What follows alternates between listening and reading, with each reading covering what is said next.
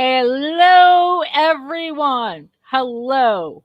Welcome to this unboxing live stream. And we all noticed that Andy was the first in the chat.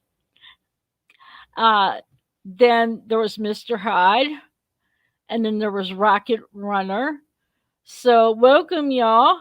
Um, I've been working a lot, so hopefully, with all this work, I'll be able to have more stuff to show. But I got three things. The third one took a good while to get here, so I had to wait. I was waiting for it to get in so I could be able to share that along with there too. So it's going to be interesting. Um, I'm not sure what else to get. I think I want to get I'll probably want to get some more of those Funkos, and I also would like to get some like more t-shirts. I mean, I have a lot of things I want to get. So, without further ado, I am going to show you some of the stuff I have got. Hold on here. I'll start off with the first one. Okay. Okay, it's a rather large box. Whoa, yeah. It's a rather large box. You want to know what do you think is in there? What do you think is in there? The picture. Guess.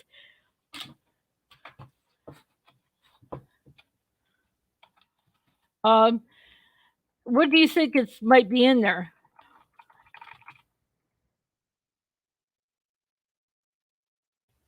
Hello, John. Um, what do you think is that's in that box there? I'll show it again. Um,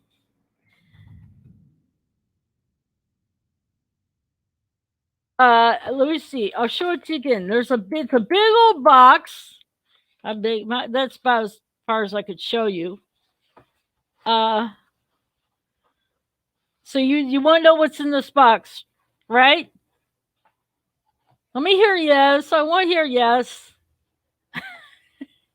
Or type a yes, whatever. I want to hear it. Because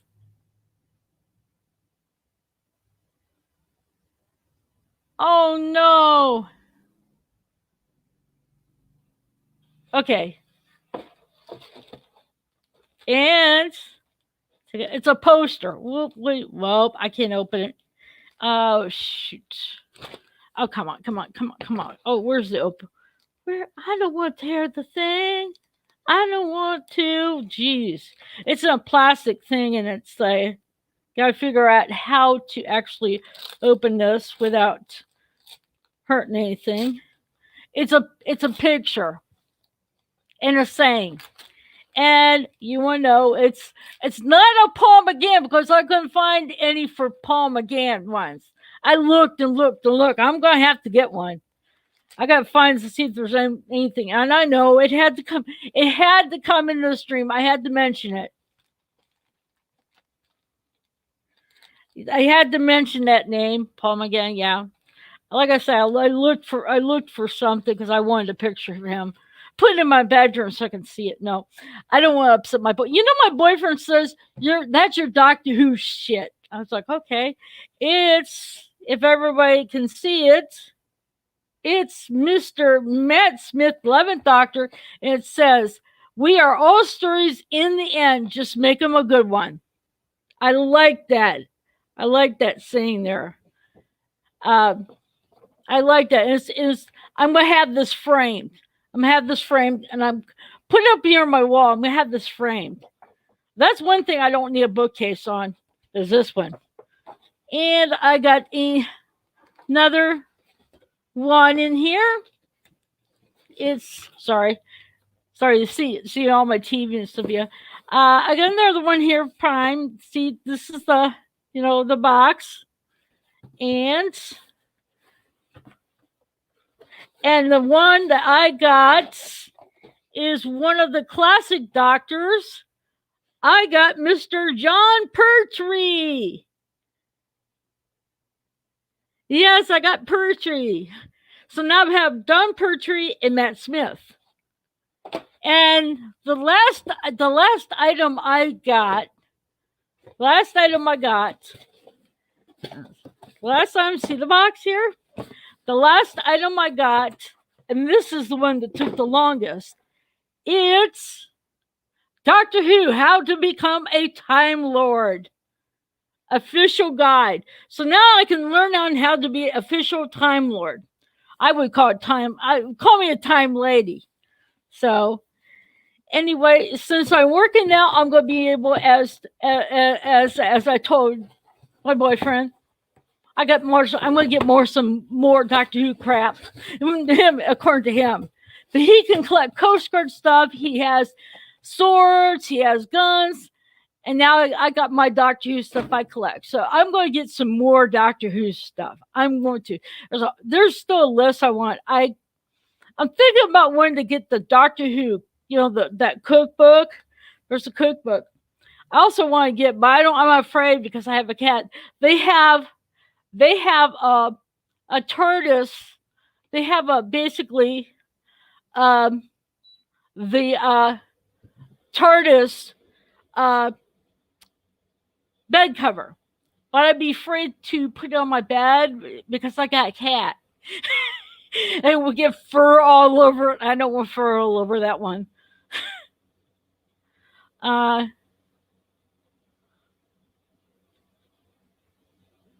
What? Mr. Hyde? Oh!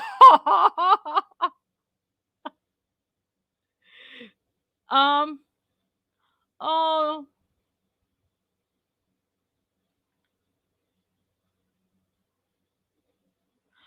Oh.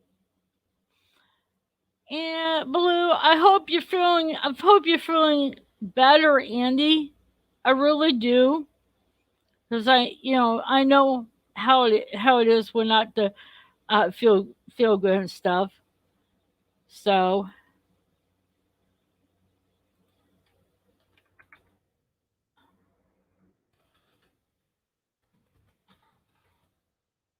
um, oh wait a minute. Okay. And um, anyway, I just I found out when I got home from work from all my friends on Facebook sent me a link of what's going on with Jody and Chibnall, and which I read. And I'm like, and what they were saying, I'm like, oh no, no, no, no, no, no, no, no. It's like a lot of this said about how these, the show and all that stuff, and why can't they just leave their comments to themselves, about the show? I briefly was on Sanctuary of Geeks, and he was talking about this news, and I, agreed to join in and share my 2 cents worth or how I feel about it. I mean, I know I will be happy. I'm happy that they're leaving. Right. But I don't think it's going to change anything because the way things are going and the BBC hasn't learned their lesson. So, I don't think Doctor Who's going to get fixed. I still think they're going to keep the political wokeness agenda. Now, I know there's going to be a lot of people say, well, why? Be happy. The show's going to, finally, we're going to have the show saved. No, BBC has not changed. I don't think they, like I said, I don't think they don't pay attention probably to views. Yeah, that's true, Rocket. That's true. Mm.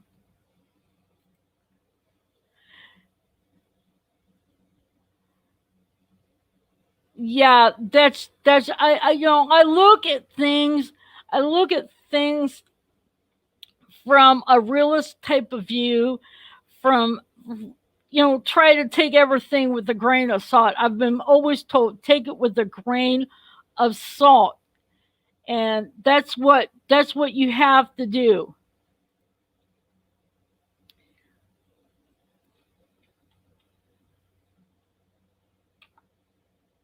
So and that's the way I look at it. That you can't take anything face value. You have to just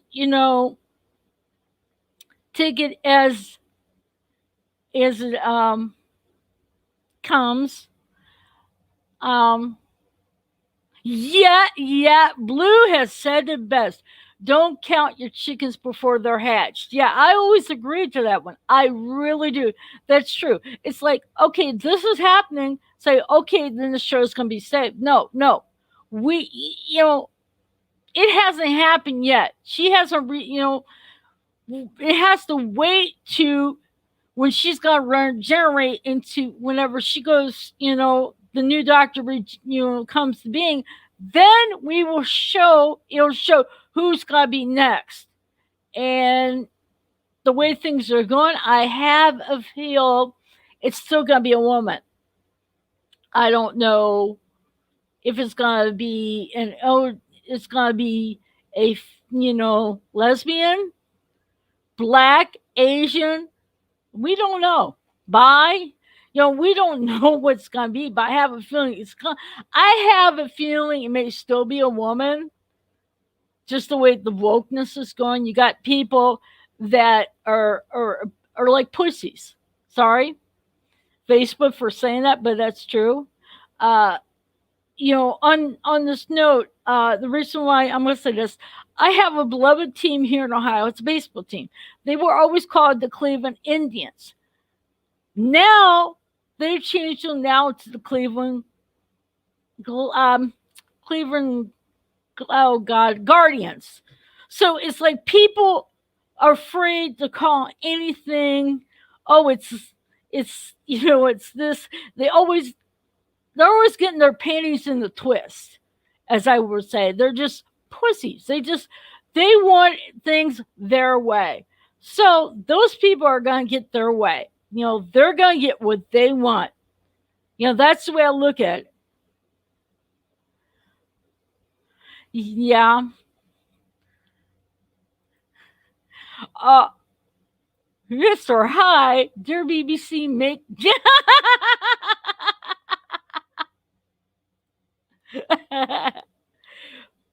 Oh man, yeah. I hope they. I think it's best that Doctor Who takes a break and goes on hiatus, and then because there's still that oh that's oh that wokeness that kind of destroyed.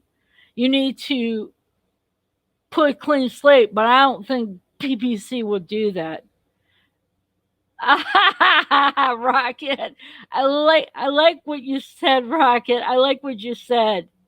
Never count your chickens. You're likely to get clucked. Rocket, you crazy raccoon. Yeah, you are the crazy raccoon. Well, wait, okay, John. What do you mean? You want me to bring you on so you can tell me why you disagree?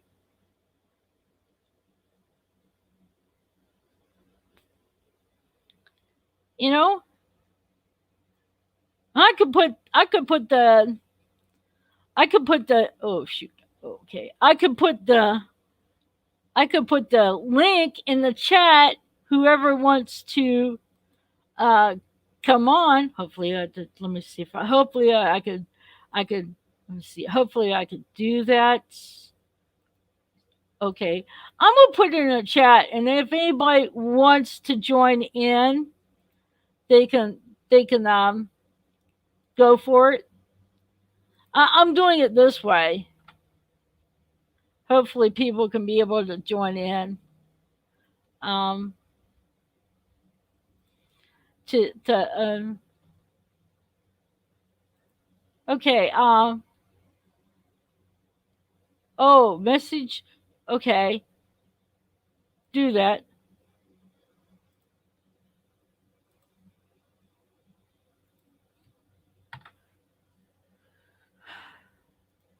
Okay, I left the message with you on Facebook, John.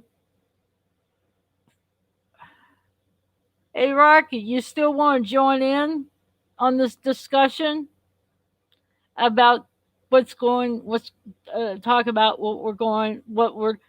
Hey, Mr. Dean, my man, how's it going in the shed of dread?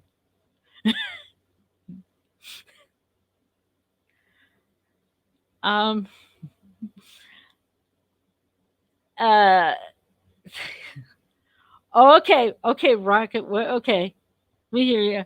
Um, Dean, if you missed, we're talking about the Jody Whit shit taker and Chips leaving, and John is joining it. Hey, John. Oh, something's wrong with your sound. Can't hear it.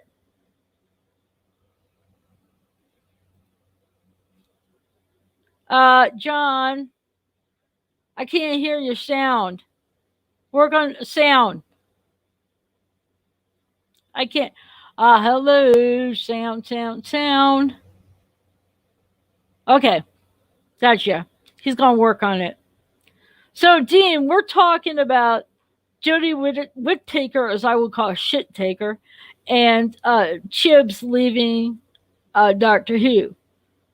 Now, the thing is,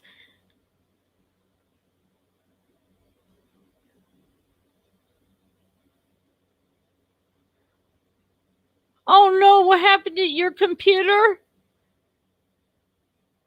Oh, it got a bit hot last night? Oh, man. Now, I know Jody does not, she's not, uh-oh. No sound again. I don't know what's going on. No, I don't know what's going on. Mm-mm. Smokes. Oh. Something's wrong with your sound, John.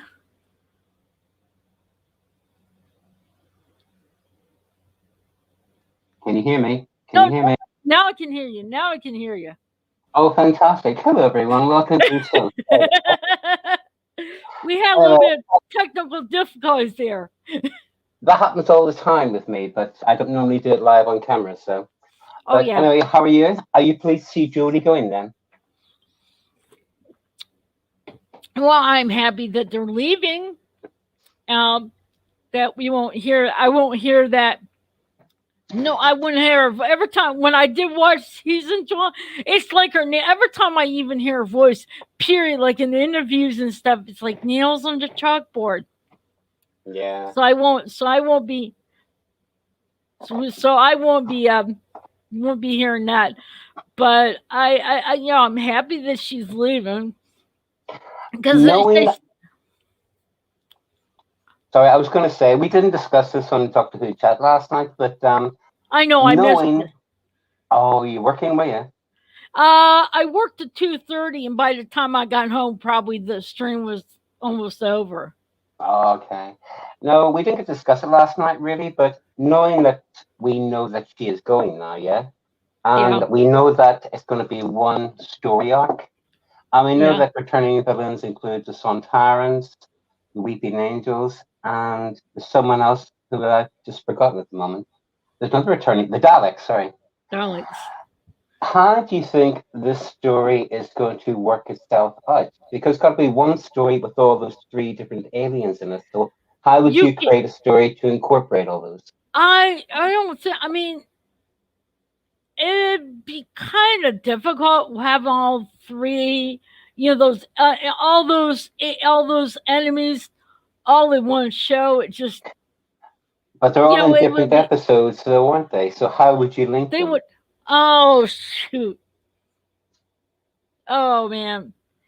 Oh gosh.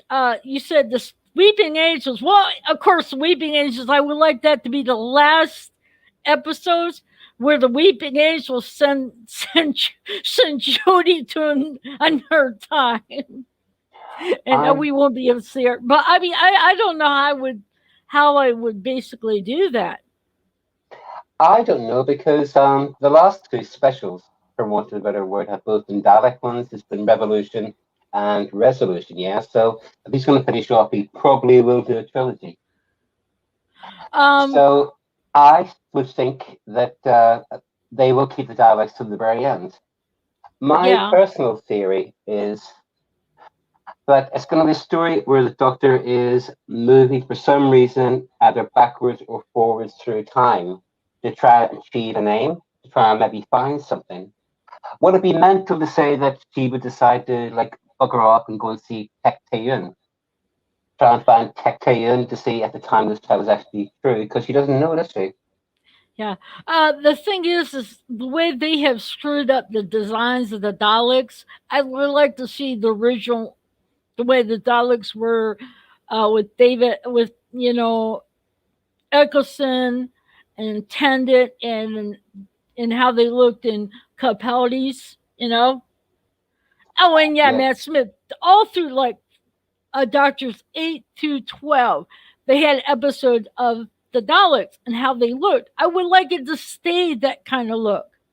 Matt Smith had those awful Paradiddle Daleks, though, didn't he? Those sort of multicolored ones. Oh yeah, I thought. I mean, but like I said, they keep them as the same style. Because if you see it in the classic Who, they had, even though the colors were different, they still had the little round eggs, the plunger, and the whip. The mixing Yeah, whip, and they had this thing with the eye and stuff, yeah, and it'll look just like the with the eighth Doctor. Oh, I mean the ninth Doctor, all the way to the 12th Doctor. They did not change the style and different ways to look. I saw pictures of the Dalek for with Jodie, and then you saw the second Dalek look like a butt plug. There's that butt plug coming in. well, I mean, yes. it still looked like. But what I'm saying is, I'm like, wait a minute. That's not how the Daleks are supposed to look. That's not how they were designed to look. I mean, it's like, give me a break. But they don't sort of tend to stick with classic designs, do they? They've been sort of jazzing up the Cybermen for years. But I think the Cybermen look better. The Cyber Cybermen, I would argue, look a lot better than some of the other Okay. ones. The Earthshock one, certainly. That was literally a man in a silver suit. I didn't like those, even though they had the movie mouth inside. I can't see the chat, by the way, if anyone's wondering why I ignore them. But the Daleks, they tend to slimline them. It's like sports cars or cars in general. They become more Yeah. streamlined as time goes on. And Yeah, it's good but that they did that for the Daleks, but it doesn't work. They lose a lot of their aesthetic effect. yeah, but the thing is, if you've seen the first one in their first episode, and then you see the next one in this one for season 11 and one in season 12, they do not look original Dalek. They don't look like how the Daleks were supposed to look. That's the way I'm looking at. The Resolution Dalek was a bit crap because it almost had like a farthingale, like a lady's skirt, sort of, I don't know how to describe it, a hoop that goes Okay, around the okay, outside. okay. By the way, for the first time on my stream is the crazy rocket runner. Hey, Hello. I Can you knew hear I me? would. Yes, I could hear you. I We knew can I hear would you get fine, you Nick. on. I knew we would get you. I knew I would get you on. So I've been running around shutting one computer down and setting another one up, and then I couldn't find my bloody headphones, and Oh yeah, they were in my shoes for some reason. Don't ask, yeah. because I have no We're idea why. yeah, we're wishing luck Hey, Andy. on Dean's computer, so he can get back working. Because I Oh, know I how know. that is with the computer not working. I know he's been having problems. Yeah. Okay, well, Hello? Okay, Hello, we're can you hear rocking. me all right? I'm having sound problems. There's a bit of a crackle. Yeah, I Can hear you, anyone but it's else a little hear that? Yeah, when crackle Michelle there. speaks, yeah, Yeah, it kind of seems to slow be a little dismal. intermittent, but it's. I think Stop it's now, gone though, for the hasn't minute. It's gone Yeah. now. it? It's That's gone. weird. Just Oh, like, you know, I just like think Judy Whittaker has disappeared. Yes, it's vanished no, into I the think what it ether. was. Like an old I oak think what it cable. was is, I think what it was is my WoW was getting the updates, and then now it's down, and that's probably why. Well, World of Okay. I Warcraft. hope that's not Not- a euphemism. Okay, well. So, yeah. Okay. So, what do you think, Rocket, about the possibilities for the last season of Jodie? What do you think possibly could or could not happen, or do you simply not care? I don't really care, to be honest. Okay. Now, do you think it's going to change after Jodie and Chips leave? I think, I mean, this is just my personal opinion. I think those two have done too much damage to the show. They've driven me away because I don't watch it anymore. It's not something I bother with, and I think they've done that much damage to the franchise. The only way forward is to get rid of her, get rid of him, and give it a rest. Yeah, And then I bring it back in a few Yeah. years. Because we need to get rid of all that garbage that destroyed it. Because everybody's still got that bad taste in their mouth of, all this crap. I want to be Peter Capaldi, wake up and say, "Oh man, that was a terrible nightmare." Well, that'd be the best way, yeah. Yeah, that would be a best. Oh man, that was a terrible nightmare. Of course, we know Andy would love that for Peter Capaldi to come back. It's the BBC, and like I said, they get their money far too easy. So even though they've got rid of Chibnall, they're going to hire somebody with the same mindset, and the same crap is just going to carry on. Yeah, but I am happy that they are leaving. But like I said, I'm not going to count my chickens before they're hatched, or before. It's hard to see how it could be worse, but yeah, like I said, I have a feeling it may be a lesbian. The only saving grace. It may be a lesbian. She may be bisexual. She might be a bisexual lesbian on a bicycle. Yeah. See, bye. Yeah, but I do not. That wouldn't bother me at all as long as their sexuality wasn't the main focus of the character, which is what a lot of people are assuming is going to happen. It might not be, though. Look at Sir Ian McKellen. Well, if you look at back with David Tennant era, we had John Barrowman, but he never every episode, when he was in an episode, like kept mentioning, "Oh, I'm gay, I'm gay, I'm gay, I'm gay." He never did that in the show.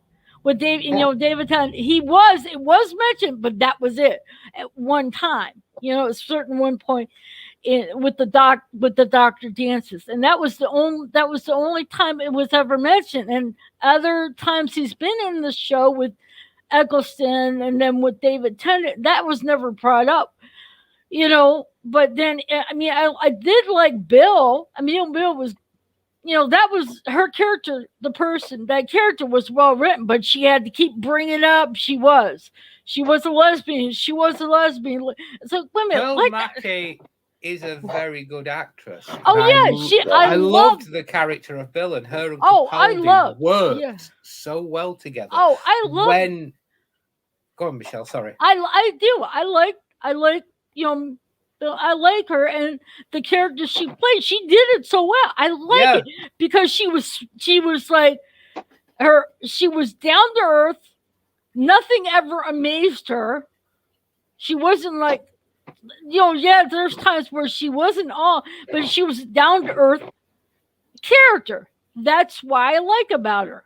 And when they gave her the chance, her and Capaldi did work incredibly well together. There was a real rapport between them.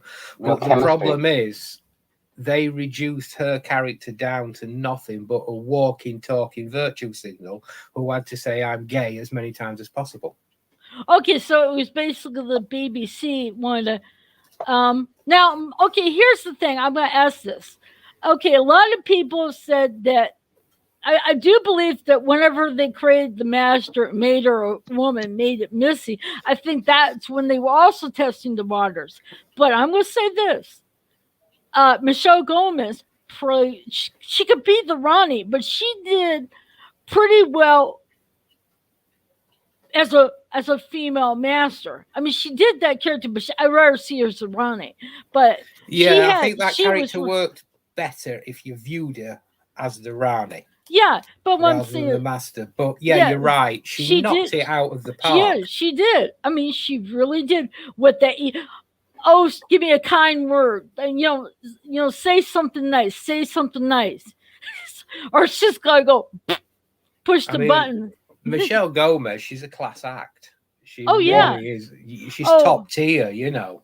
Oh, Michelle Gomez was in a TV. I think the TV show Highlander or Raven. I'm not sure which. Raven is a break off from the. Raven is a break off, is another part of from Highlander, and she played. That's I found out that she was. I was like, whoa, she was. Because she has a lot of strings to her bow, Michelle Gomez, with what she's appeared in. She's a very good actress. Yeah, I can see that. Anything she said, I mean, she set her mind on playing this, and she just knocked it out of the park. You know, she's too good an actress to waste on an occasional character like the Rani. Yeah, I think the Rani's quite a boring character anyway, because all she does is care about her science and hatches an evil plot, and usually brings the master in once. You know. It's I just like Michelle Gomez's approach, which seemed to be there is no bit of scenery I'm not going to leave unchewed. Yeah, she just owned it. You know, she was brilliant. Now, my question on classic on the New Who, would you like to see Christopher Eccleston get more than one role? I mean, more than one season. Excuse me, more than one season. Well, I'd like to see Christopher Eccleston get more than one season. Sorry, Rocket. Just clarifying. No, go on. It's all right. There you go. What I'd like to say, of course, I would like to have seen him. I think, apart from Jodie, he's the most unimpressive of all the Doctors, and that's probably only because he was there in the very first season when RTD was still cutting his teeth. If you look at Aliens of London, the Slitheen's a 2-part story. 14 aliens. They looked a bit ridiculous. They were like sort of fetuses running about, weren't they? Oh yes, stop farting. But he did appear in, I got one of the probably top 2 episodes of New Who, basically, which was Dalek. I would say between that and Hellbent and possibly Blink, they were probably the 3 best episodes, and Dalek was fantastic. Oh that spit coming up his face, he was so angry in his acting. Oh, and whenever really good, so. That was the best. That was the best episode. It was a Dalek where it's like dark, and he sees a Dalek, and you see the fear in his eyes. Yeah. When he hears it, and then when he realizes the Dalek can harm him, he starts seeing his gloating, starts to see his anger, not gloating, but his anger, towards the Dalek. And he played that emotion so well. That was what's so good, because he played that emotion so well, But I would like to see another besides just one season. I would like to see him to have another season, because he started coming in his own as a Doctor. I think personally, Paul McGann deserves a season more than Christopher Eccleston. Yeah. I think his actors, they're on the same sort of level. Definitely. Okay, there we go. We didn't see McGann. Okay, yeah. We I was on Sanctuary Weeks, and Paul McGann came up. Paul McGann came up, and he says, "Well, it's like I'm like, I need a cold shower." I mean, I'd like to see Paul McGann get a series. Yeah, I would for 2 reasons. The first one being he's a very good actor, and I think he's got a lot to offer, as we saw in that brief little mini episode where he handed over to John Hurt. I think his Doctor has, Yeah, I think his Doctor's got a lot more to offer, and I'd like to see that. And also, I know it'd make Michelle grin from ear to ear like the Cheshire Cat on acid. So it's worth it just for that. Oh no, wait a minute. Andy would be doing the same too. She gusses all over Paul McGann as well. Yeah, but you're the main one with Paul McGann. Did you see there we go again. Leave the current show into limbo and bring back Paul Yeah, McGann. let's have Paul McGann back. Yeah, because they know I would be like, okay, I gotta watch it. Don't bother me. I gotta watch it. Don't bother me. I gotta watch it. I don't know why. It's just Paul McGann's voice. It's like, here's the phone book. Would you read it to me? It's just I've listened to some of his Big Finish stories. I could lay on the couch and just close my eyes and just have the best special effects is in your head because you could just picture it, you know. But I could just lay there. His voice is just I can't as smooth. I don't know what word to say to really explain it really well. But yeah, if he has season, I would tell someone, no, don't bother me. I'm watching. Don't bother me. I'm watching. I'd probably ruin the clicker. The first time in Doctor Who history, the Doctor has a nude scene. Oh. That yet. Is that in the movie? Because but I'd insist it was written into the show just for you that in his TARDIS there's a shower and we get to see him in a shower scene. All done in soft focus and slow motion, just for you. Oh, yeah, just for me. Yeah. But he wouldn't be a bad sort of person, I think. Maybe No. he's too old now and they wouldn't do it to sort of bring back as a Judy replacement. Now, Rocket was saying earlier on there about you think the show needs a rest and stuff like that. I don't think the show should. I think it's not beyond resuscitation. Now, I'm in a couple of Facebook groups. I know a lot of people on sort of Facebook. And this one girl in particular posts a lot of pictures of Tom Ellis, the guy that plays Lucifer. And even though I don't think the Doctor should be a pretty boy, because he's a very handsome-looking guy, isn't he? I think someone like him would be a very good sort of shoo-in. Firstly, he would drag in a lot of new fans and introduce them to the show, because they would just follow Tom Ellis from Lucifer. I think they would do that. And I think the proper writers, have you seen Lucifer on Rocket, have you?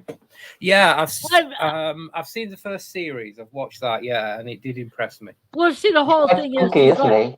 And we could have a Doctor like that would start bringing the fans in again. Yeah, I mean, it's definitely one I would consider to be the Doctor, but my worry is the BBC. You're going to get the same mindset what you've got now. Yeah, that's the problem. That's what we need to get rid of is that mindset. You know, the three of us could find the perfect replacement for the Doctor. And if you've still got that same mindset with the BBC, it's not going to work. I don't understand where this BBC mindset comes from, because they get their money from people like me and you, basically, who allegedly pay our TV licenses, yeah? Yeah. And even if they spunk away loads of money, say, how much money must have they lost during the Jodie period that they could have earned from Doctor Who and merchandise, overseas sales, endorsements, stuff like that? They must have lost a lot of money. Would they repeat that same experiment again? Yeah, they can lose that amount of money. Somebody must be accountable somewhere, though. Look at other companies. I mean, look at Star Wars. What Kathleen Kennedy did to that, and now they are repeating the same thing. They're going down the exact same route with the MCU. They've learned nothing. MCU is that Marvel? Yeah. Oh God. Marvel. Yeah. Yeah, that's starting to go down the exact same road. I watched the movies of the X-Men. I love the X-Men movies, and I like some of the ones before, before when the X-Men were being, brought together, and they did. I watched the movie The Dark Phoenix, and I know the history of how the Phoenix came to being, and it was pretty much close. But then when you had Raven, who plays Mystique, tell Xavier, the women had to save the men's butts. You should call it X-Women. I'm like, oh God. No. I was like, there's wokeness. As soon as I heard that, my stomach just turned. I'm like, okay, I don't want no. It's But like, people are turning against that, though, to a certain extent. People are fed up with that whole shit, aren't Yeah, they? They're sick of listening to it. back teeth Hey, to it. Yeah. hey, Story, hey, Lizzie. Hello, Story. Hello, Lizzie. Yeah, I could ask her if she wants to join in. Yeah, whack a link out again. Go on. Yeah, because we could have, I'm outnumbered here. I got 2 men here. I'm the only woman here. Come on, It's Starry, you're a diverse, isn't it? flan. Yeah, come on. Sorry, because we could sure use. I could sure use another woman to balance this out. These two guys are outnumbering me. Yeah, but I'm outnumbered because it's 2 humans and 1 raccoon. Oh, one raccoon. Yeah, the crazy raccoon. Yeah, I like the little crazy. Where did I get the queen of the weasels? Where did that come from? My stealth weasels needed a queen, and they saw you, and they decided you were the one. That's why they elected you their queen. You are queen of the weasels. Drone weasels, yeah. Yes, Yeah. my stealth weasels chose you. All to the be their stealth queen. weasels. My Okay, stealth okay. weasels. Okay. But anyway, it's speaking of merchandising. I was one time a long time ago. I was in this. I don't know if it was Target or Walmart. I think it was Target. I asked this guy. I said, "Do you have any Doctor Who stuff?" And he took me to the DVDs, and you saw David and Matt Smith. I think David and Peter Capaldi. The 10th and 12th Doctor. And you saw like Christopher Eccleston, and they don't have like 1 or 2 of them. Then you look up during Whittaker's, and there's all 4. Not just all of it was there. There was, but the other ones were like short. But the thing about it is, it's not even Julie herself. I would argue that Doctor Who is primarily a male program.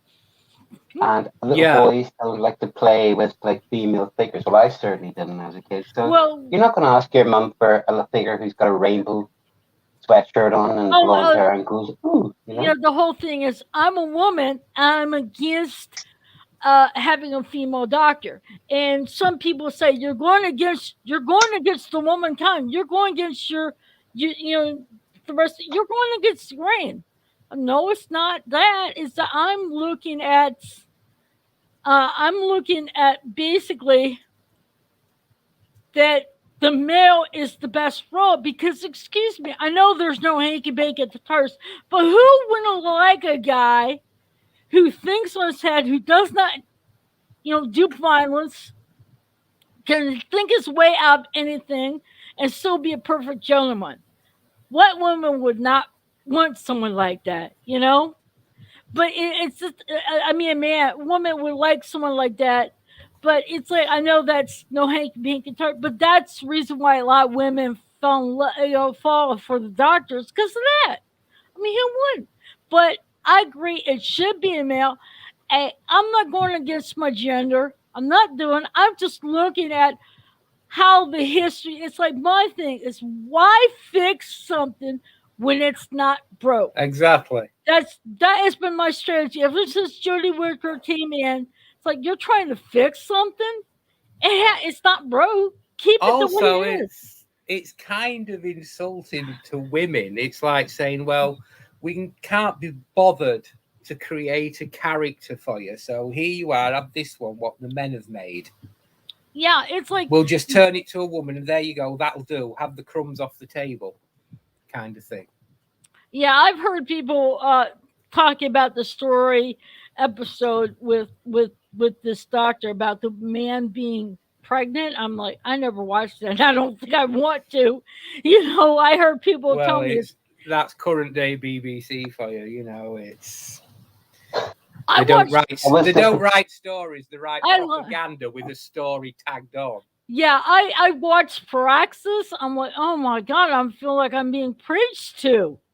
That was such a rip-off of the Hitchcock's The Birds, so wasn't it? Except they were the birds were coming. Yeah, but what I'm just saying is, like, I'm being preached at because all this plastic. But yeah, I mean, it's real. It's we have it, and and we're dealing, we're doing, but you don't put that in a program that preaches stuff about the plastic.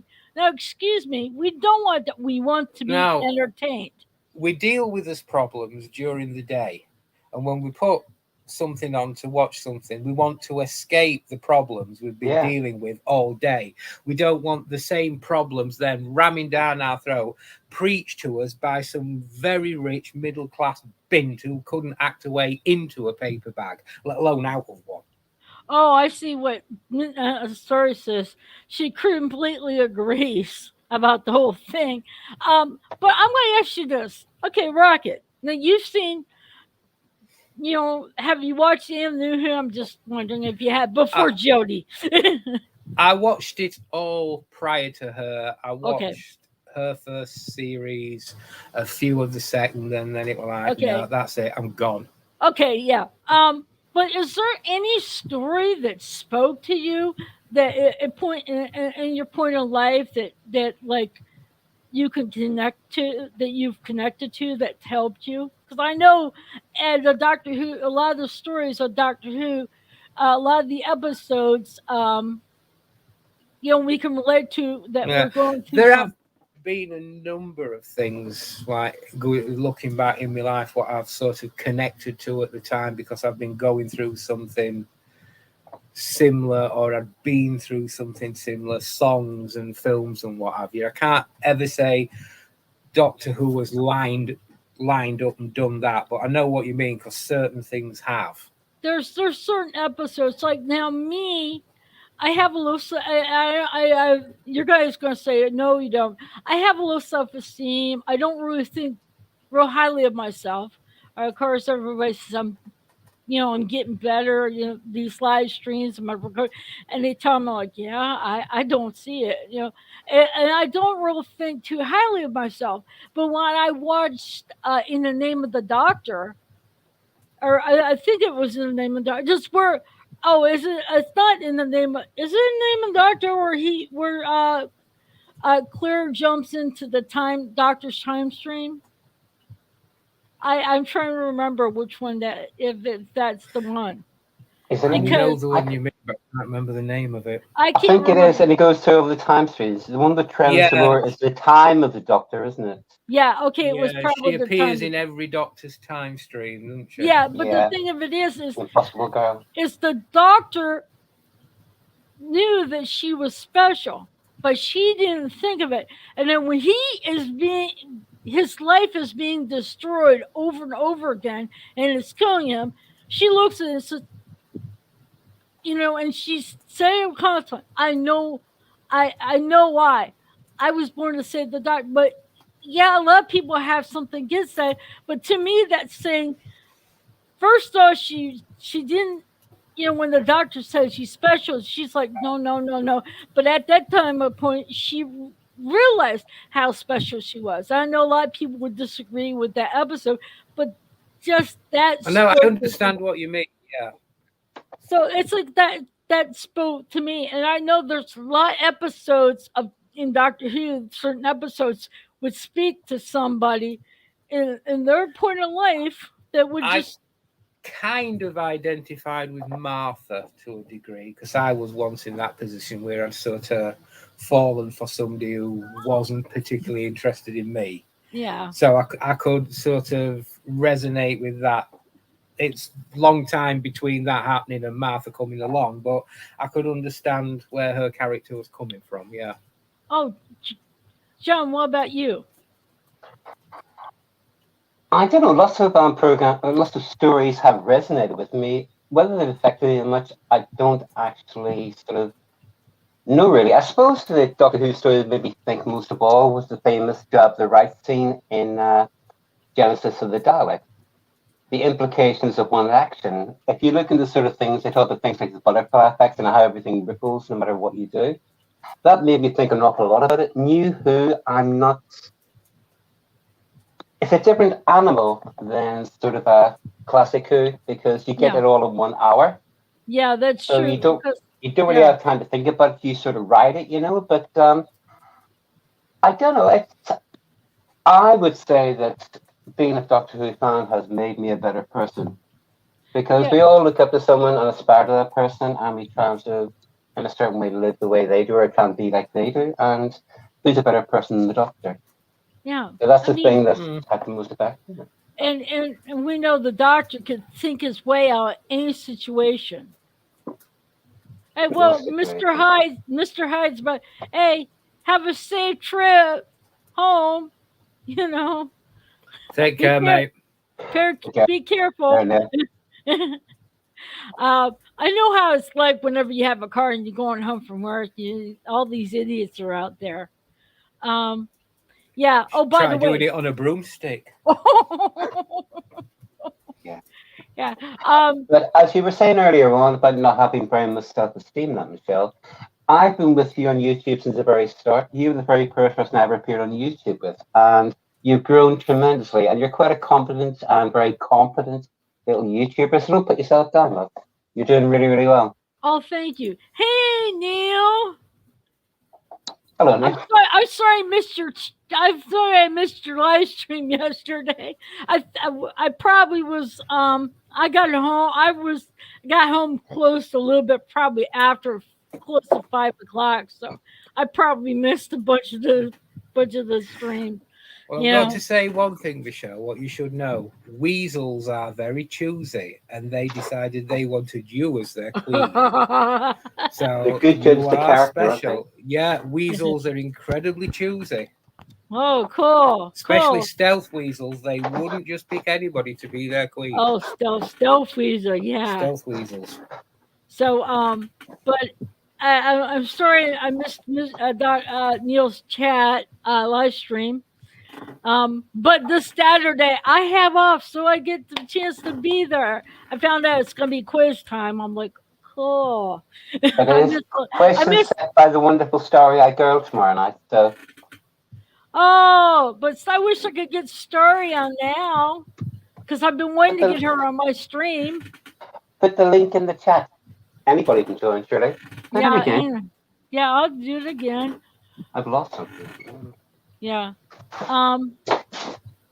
I basically I was on Sanctuary Geeks and he put the stream in chat and I joined in. I'm like, I'm gonna share my 2 cents worth in. But I'm like I said, I still believe that it's still gonna be woke. I still believe Yeah. it's gonna be woke. I mean, While ever the BBC have got this current mindset, it doesn't matter who's Yeah. in charge, they're going to be hemmed in by having to include certain things all the time. yeah, they have to, they're trying to please it's like everybody is offended by every little thing. Hey, disaster area. They everybody is offended by something. They got I think what is they have thin skin. And that's what I'm thinking about. I believe you can't give offense, you can only take offense. So it's all relative, isn't it? Yeah, they take offense to every little thing. I mean, geez, you fart, they'll take offense from your fart, Well, I'm not surprised, really, Michelle. Yeah. Well, my view with these people is simple. You're offended by it. I think it's funny. That's why I'm happier than you. Yeah, I mean, it's like, why? I mean, you can't, why you can't be offended. I mean, it's like, geez, everything in life, there's something in life that you don't like, but you have to take. I mean, the way I look at it, everything happens for a reason. I don't think everything happens for a reason with the BBC. They just turn around, I mean, I watched Adventure in Space and Time, which is supposed to be a documentary. It did not feel like a documentary to me. It was a docudrama, though, wasn't it? Yeah. It wasn't.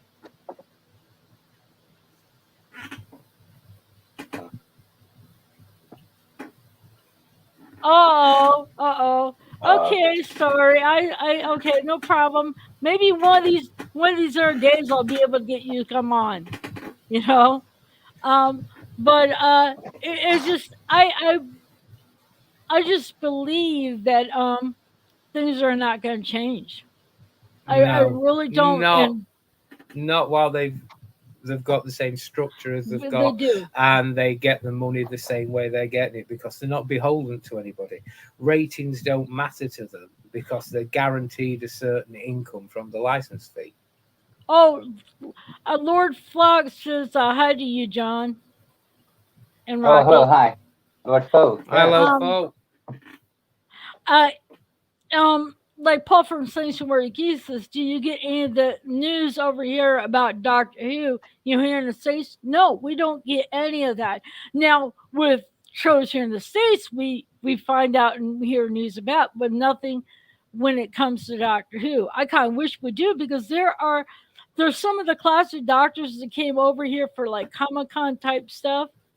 And I heard one of the doctors says when he came over here, he was in such awe of all the American fans, of seeing this, all these people here in the U.S.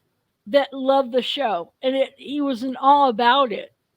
And so if that's true, why don't they talk about it to us over here so we know what's going on? Not have to find out on the internet. Oh, this is what's happening. Because they don't care, basically. Yeah. They're not Yeah. interested. It's not about being successful and writing good stories and having fans anymore. It's about pushing an agenda. And when people start to get fed up with it and walk away, they just don't care.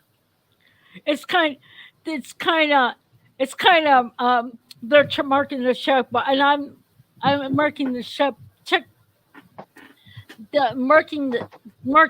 ticking the box. I was just reading what Story says. She's laughing and being offended by a fart. Good one. Comment about, but I mean I know I picked that. That was a strange thing to reference to, but it's like people would take offense to that. You're sitting in a room, you let one rip. Hey, Yeah. I mean, there's Be- some stuff. Being offended by a fart, or Boris Johnson, as we call him. But there's a song here in a country music group. Confederate Railroad has about it's called The Big One. And it's talking about the daddy letting the big one, and it was I forget what kind. I think Mississippi something church, and he let the big one rip in church. How offensive would that be?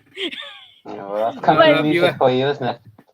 Have you ever heard the Aerosmith song, Big 10-inch? I've never heard of Aerosmith, and when Andy did the stream with Neil and other people who are Queen's fan, the group Queen, Yeah. I told him, I said I did not know Under Pressure was sung by Queen, and they were shocked. But I know We Will Rock You. Or not Wait. We Will Rock You. Oh no, Bohemian Rhapsody I knew was Queen. I knew Well, that song was Queen. It depends how big a song goes down in a particular country as to whether it's. I mean, there's a lot of songs over here what aren't particularly well known. And if I mention them, like Mr. Hyde will go, "Oh yeah, I know that because it was a big hit in Canada," but over here it did nothing. It's just because something's a big success in this country doesn't follow it's going to be anywhere else. But like I said, and I knew Prince of the Universe was Queen because of the show Highlander. Yeah. And that show that they used that song. I've seen the video of that song, and it's like I saw it on YouTube because I don't have I saw it on YouTube, the video of that song, and it's like I think they just wrote it for that movie. Yeah, I think they I'm not did. sure. Yeah.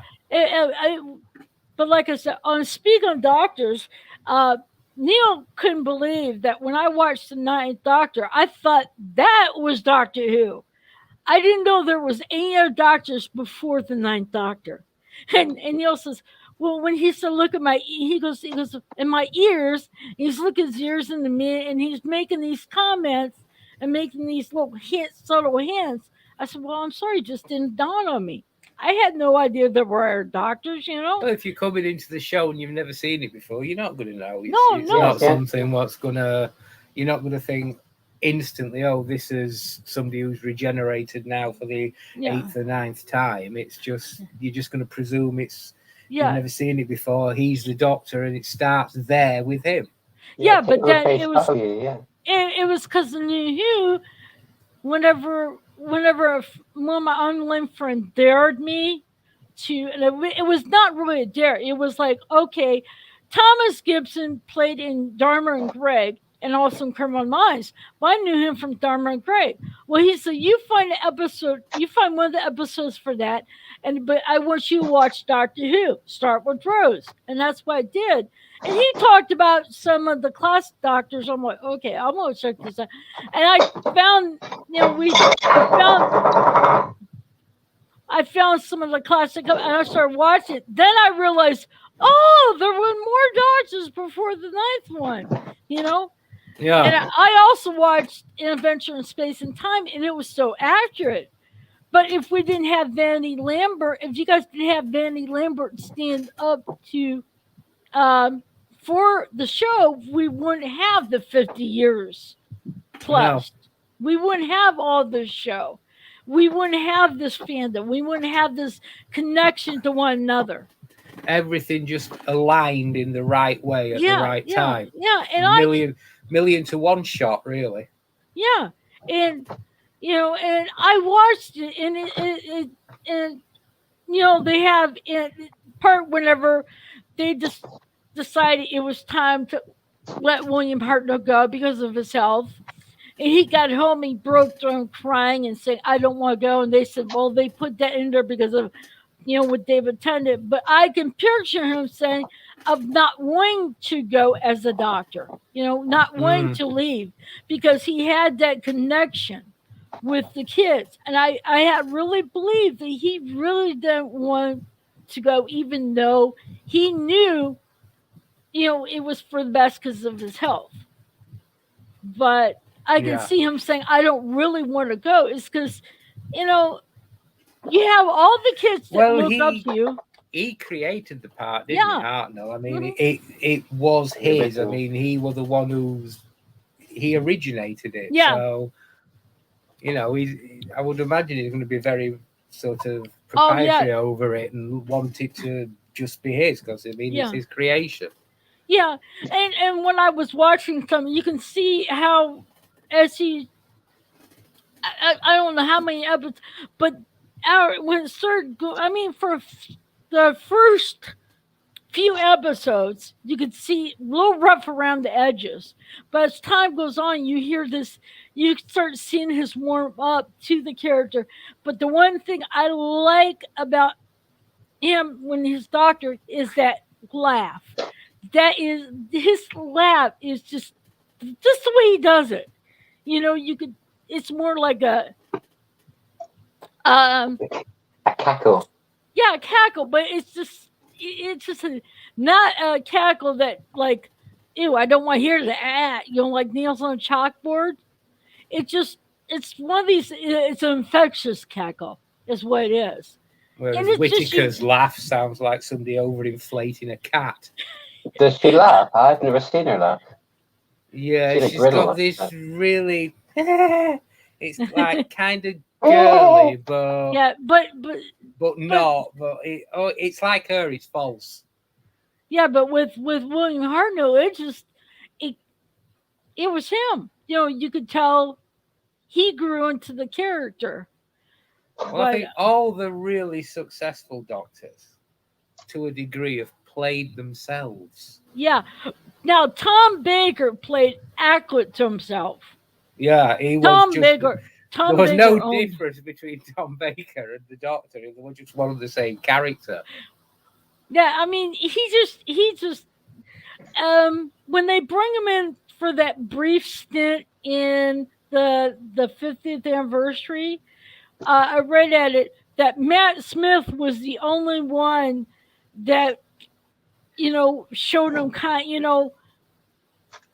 showed him kindness. A lot of the actors, a lot of the people just but Matt Smith like showed him kind of respect, No. behind Which the tape. he is due.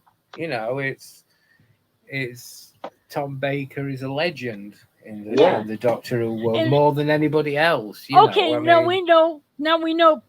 We know. Christopher Eccleston, David Tennant, and Peter Capaldi all grew up with watching Doctor Who. Matt Smith never watched the show. He was 26 when he became the Doctor, and I watched it. I'm like, oh my god, he nailed it.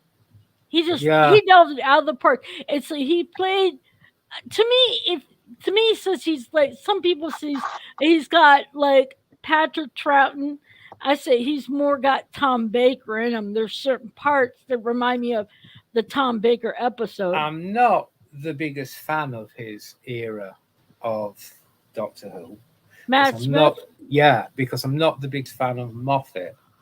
But one thing I will say, I mean, to me, I just love David Tennant as the Doctor. I thought he was the modern day Tom Baker. Yeah. Well, so when Matt Smith took over the role, it was like, you're replacing somebody as a Doctor I love. You're going to really have to be good for me to accept you. And by the end of his first episode, I'd accepted him as the Doctor. No question. What really got me, that made me feel the thing that got me, I watched 11th Hour. It's like, but it was at the end when he was talking to Traxy, and he said, and they're showing all the Doctors, all the way from the first one to the 10th Doctor. And then you see him walk through, and he says, I'm the Doctor, by the way. Basically, run. And when he by sailed, the end of that episode, he was the Doctor. Yeah, that's what I'm saying. Is when he's, and everybody. I started out with Christopher Eccleston, but I'll tell you, my Doctor, who is my Doctor, is Matt Smith, the 11th Doctor. Well, but what I would say, what the point I meant was, he had an uphill battle with me because my favourite Doctor was Tennant. Oh, I understand. So he really had to prove himself for me to accept him. And by the end of that first episode, no questions asked, he was the Doctor. I just didn't like what Moffat was starting to do with the show. Well, I think put yourself in that. I mean, I can understand you saying that, but there might be a partial reason. Might be the BBC tried to push some of the agendas. Well, yeah, I mean, it could be where that definitely did start during this era, but I think that was what Moffat had a habit of trying to make the companion as important, if not more important, than the Doctor. I know. He also didn't like to kill people, did he? Because he didn't kill Clara. He'd kill them, but he'd bring them back the immediate next episode, Like Bill Potts, So he couldn't kill her either. So he didn't like killing up the companions, but he was very up and down, and I think it is a step up, as we're probably seeing from Chibnall, to be honest, from being a writer for the show to being a showrunner. Now, if you look at Blink, which is one of the greatest Doctor Who stories ever. Okay, now the creation. Sorry. Now that's the one episode scares me. I'm an adult, and that is one of the episodes. Even as an adult, it scares me. I mean, it was a good episode, but when it starts getting to the scary mode, I cannot look at their angel in the eye. I cannot look at their angel and not think of, okay, is this? If I turn my head, is it going to come after me? I can't. Honest to God, I say I can't look at an angel without thinking of the. But then there's an episode that was also very good of Tendance. Is Midnight. That one was scary. Yeah. That was really done well. David Tennant really did really good. I mean, it's just him saying that, repeating back and forth. hours rehearsing that dialogue. Oh, I want to tell you something. Watching that can make your hair stand up on edge, even on your arm. Because it's because it's an enemy you can't see. You can Weeping Angels you can see, but in Yeah, Midnight well, you this don't one know you can't. There's nothing there, but there's something there. Yeah, they're Yeah. very low on Yeah. action, but heavy and implied menace. There's no monsters running about or shooting or any stuff like that. It's all about the potential and what could be. So, and they're very I mean, the heavily dramatic. most- So, yeah. The most you get is the driver saying, "Look over there. Is that?" Yeah, but you can't. You don't see anything. You don't That's see the most anything. you get. Him That saying is the- he's seen something. Yeah, You just but that's you the just scary. hear it. That's the scary. You could hear all the sounds and the noises of the knock, the door, and the one says, "It's coming after me. It's coming after," and he's like, "Where's?" And it's like you look at, and that right there is the most scariest episode because you can't like he said. The driver said, "Well, it's over here." That is the only thing you can hear, but then you can't see it, and that's the scariest is to do an episode of a monster that you cannot see that caused that much. The Yeah, sad where- part. Other people become the monster. Yeah, but what was the saddest moment is where the stewardess grabs her, counts, and hits the door and it gets sucked out, and you can see the doctor how his face goes.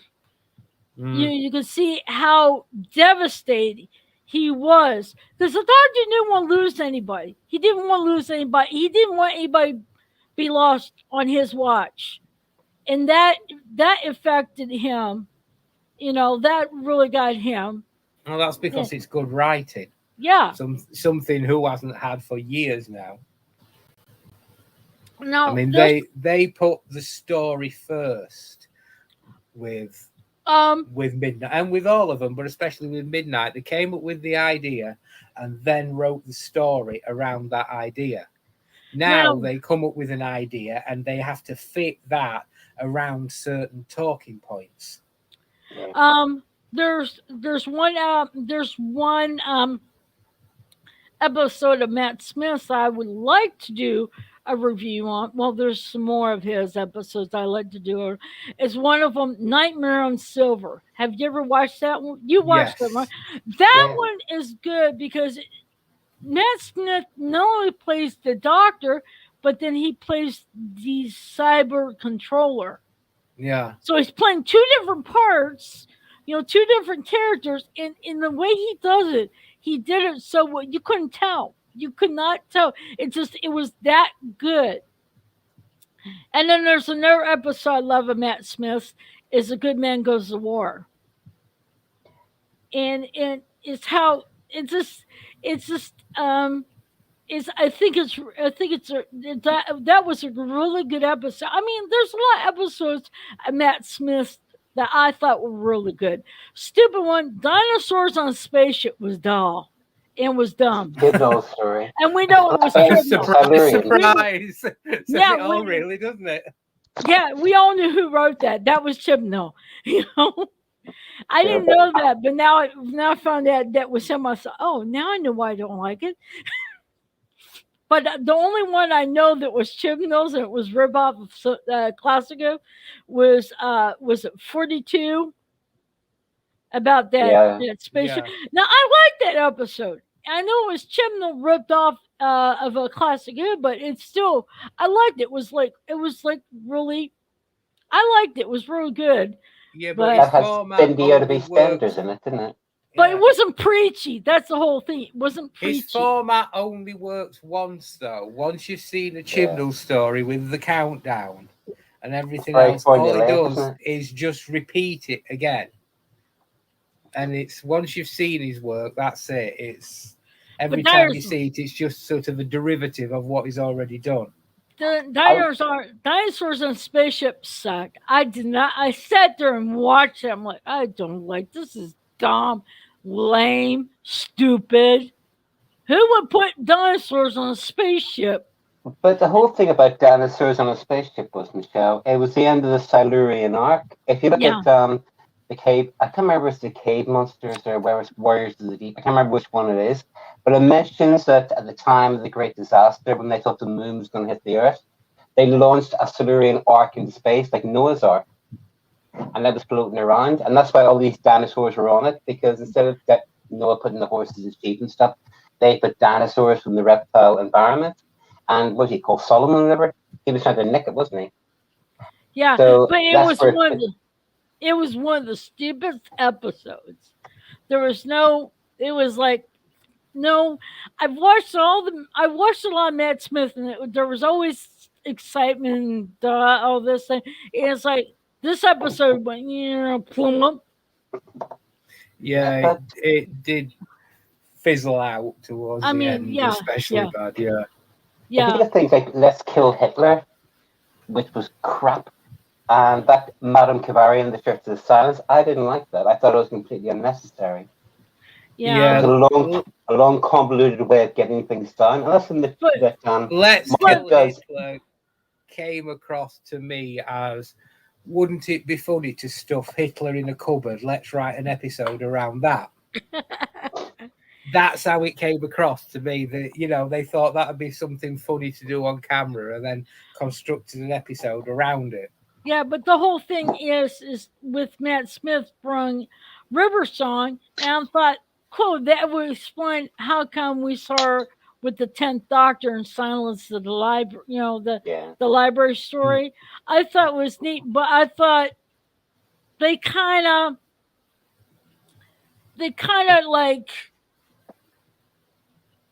put her in a lot of different episodes. It's like, okay, one is enough to introduce her and explain why Yeah. she was with Dave, but to keep doing certain They episodes did with her. start to overuse River That's- Song. yeah. somewhat. Now, Yeah. now the person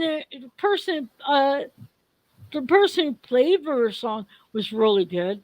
Yeah, Alex Um, Kingston was brilliant. Fantastic Yeah. actor. Oh, Great woman. remember that? I think what was with Matt Smith and oh god, who's the potato Strax? He said, "What's the one they're doing this conference? It's the woman with the big head," and they said, "No, the hair." That's one thing I like about Strax. He called Clara a boy. He's like he could never get. We never I've could called get it straight. Clara a lot of things, so I'm not going to go. Oh, we better watch it because I think someone we know Google eyes for Clara, I'm not a not fan of Claire, Not Rocket, but what? Not Rocket. You don't like Clara, do you? No, I don't Yeah, mind it that much. I'm not a fan of Clara. Well, the Jenna Coleman who plays. Not a fan of Clara. Jenna Coleman. Oh. But I hate to say this. I don't swing that way, but she's actually pretty. Oh yeah, she's don't get me she's wrong. very pretty, but she just doesn't light my candle, if you know what I mean. She Oh, was good in Asylum, the Daleks, wasn't she? As Osmond. Yeah. Wasn't she? She was To good in be that Clara and Oswald. Victorian one. Oswald. Bad, but I She still just think became she a looks Karen. like an overstuffed chipmunk at times. She's all right. Okay, which That's her. which companion which actor which actor's companion did you Google eye over, or does Rocket ever Google eye over? Yeah, Karen Gillan's legs are a national treasure. They're one of the wonders of the world, her legs. But Amy Pond was incredibly irritated. The way she treated Rory, Yeah, I was like, oh my god, Rose was just Okay. a walking, talking migraine. I liked Martha, Freema Aggerman. She's quite pretty. And I like the character of Martha. If I had to choose one, I'd have to go for Karen Gillan for the legs. yeah. Now for me, I'm gonna tell you. The person who played Rory, he's not bad looking. He's average, but he's not bad looking. you know. But he was just treated so rotten by Amy. I wish she would have ditched Amy and say bye. You know, find someone better. Yeah. Like I said, I didn't like the character, but I do like the actress. Yeah, I know. There are some that some people who play the characters we like, but the actresses who played the characters, but we don't like their character. Yeah. In the show. Um, Now, so do you watch any Doctor Who with the ninth to 12th Doctor, or have you stopped watching that new Who? Because I know some people say, well, I'll stick I with classic watched Who. I watched all of New Who up to when She Who Shall Not Be Named Named. took over, and that's when it started going. Nah, I just don't want to watch this anymore. It wasn't Yeah. Doctor Who any longer. It had been Well, I didn't watch. battered into something else. I didn't watch season 11 because I started watching where she's regenerating and she gets thrown out of the TARDIS. I'm like, oh my god, the TARDIS is rejecting her, But I knew that wasn't the case, and apparently, I didn't watch season 11 because I couldn't watch the woman fall to earth, and I just I couldn't deal with it, so I didn't watch season 11. So season 12, when they were advertising Spyfall, I thought, well, I'm gonna watch this. All I have to say is like watching paint dry or grass grow. It's like The name put me off. It's like, oh yeah, it's a no, spoof thank off, you. just with spoof Yeah. off with Skyfall. Yeah, it was off of James Bond, spoof off the If name you're going of to James spoof Bond. something, at least you can do is try and be clever with the title, not just do it so blatant. Yeah. Um. Plus, Hi, it's- PJ. Hi, PJ. Maybe I met him and Hello, PJ. he Hello, was man. he was at the Sanctuary Geeks live stream, and I Oh. told him I was doing an unboxing today, and oh yeah, Dean, it was yeah. This yeah, is what that's Dean said. yeah, that sums it up. Yeah, that I sums agree. up. And then he's a classic boy. Knew who didn't Yeah. do it for me. I stopped midway through Capaldi's, never watched any of the new stuff. Now, I do have Matt Smith's seasons 5, 6, and 7, all on a DVD set because Matt Smith, I like him as a doctor. He's my on top of Paul McGann, Matt Smith's my next one. Sorry, it's just how you said. It's like the one place Michelle would love to be on top of Paul. Sorry. Hey, this is why live streams are. You just I've got a filthy mind and it heard that and it just went, ah! Yeah. In sort of terms of we're talking about therapeutic companions, really. The most beautiful woman ever appeared in Doctor Who, to me, is without doubt Mary Tam. I just said, oh wait a minute. She was classy. Oh, Dean just said that. See, you must miss. Oh my God. Dean, get your mind out of that That's way. a different kind of film. Yeah, I started now. No one's gonna forget that one. Well, I did it on. Well, if I did on Mr. Hyde's when we were doing the review on the demons or demons, how you say it, that classic Who story, and we were talking about this goat. Instead, my mom wanted the goat. It came out. My mom was a goat. Oh my God, that just had people.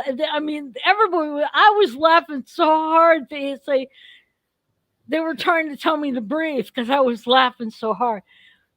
Oh, he said, "What a porn movie!" Oh, that about Paul McGann, Matt Smith. Yeah. I joked this with people. I said, you put David Tennant on one end, Matt Smith on the other one. You put me in the middle. You have a sandwich. I'll be sandwiched in the middle. Ghost sandwich. Yeah, And yeah. yeah, there is apparently a Doctor Who Yeah. porn parody anyway, Michelle, basically, where they go through all the regenerations, where it all starts to be a man and he has sex with all these different women, and then he turns into a woman. I'm not gonna say what happens then, but yeah, but I've never seen it. No, no, no. Okay, Dean. Dean, But you know Dean. all about it. Yeah. My mate's seen it. Ah. No, but- Bow to go. Now, wait a minute. I wonder who. PJ Mamie. The only person has bowed to go wow wow is Retro Talk. Every time I watched, I would be watching all of the script doctors. Retro Talk always bow to go wow wow, and that's the only person I know who says that. A lot of This times. stream's degenerated very quickly. Oh my! Oh my God! Oh my God! they goats. I can't see. No, no, no. What PJ man? I understand that Perry and Leela. Oh, that's okay, Dean. We forgive you. We forgive you. Yeah, but like I said, it's because it came out wrong. So a lot of times but it's like you have to laugh at yourself, and Oh yeah. yeah, it's just yeah, I was like, oh God, I can't believe I said that, but it's it's just how things go whenever you have a stream like this. Oh, okay. If you wasn't asking for forgiveness, then why'd you say? Oh, you're not sorry. Okay, now I read that wrong, Dean. I read that wrong. I read that wrong. Forgive me. uh, but it's just like I said, it's just like I said, Paul McGann got gypped with BBC, but he has made it up with doing Big Finish stories. He's like really good. I've listened to a couple of them, Big Finish, and with him, and it's like, oh my God, that voice. He just, you do not need him on TV. Just him doing a story vocally is makes me want to take a cold shower. Is that I bet you can't wait for his Big Finish. Quickly finish. Now, he's very prolific on Big Finish, isn't he? I don't know really. I saw Peter Capaldi making some comments about radio plays Green Dreary the other day. Did anyone else see that? He was on an interview. I think they asked him about the possibility of doing Big Finish or something like that. And he says no, because radio plays are dreary. I've heard a few Big Finish, and they're okay, but they're quite a grind. You need about 2.5 hours of relative silence. Yeah, you've got to be able to dedicate yourself to listening to them intently. It's not like I fall asleep when I listen to them. Yeah, it's not like having music on where you can be doing something else while listening to the music in the background. You've got to dedicate yourself to. Yeah, you got to focus on it really. That's why I like the program so much, because the visuals do half the work for you, don't they? Yeah. By the way, we got the Gutter Brothers together. You should see what Dean just said after Rocket mentioned. So I'll put it up. I know I'm gonna hear from it. Oh, he does love. It's speaking about. It's like gutter verse. Your mind always goes. My mind's been in the gutter. Hey, Sadako, you missed the whole crazy bang. Hello, Sadako. Hi, mate. Yeah, but it's like I said. It's. I don't think even Chibs and Jodie Whittaker even I'm happy for, but I'm not getting my hopes up for the show because, like I said, I it's like Andy told me that we were talking yesterday in Messenger, and she because I was on Paul's Sanctuary Kids show last night because he asked, he just put the link in there if anybody want to join. I clicked it, and I joined in, and he asked me, and what I said, and it's like Andy said, I had the realistic point of view. As like, I'll see it when I believe it. Because first off, they told season 11 she's leaving after she's leaving after season 12.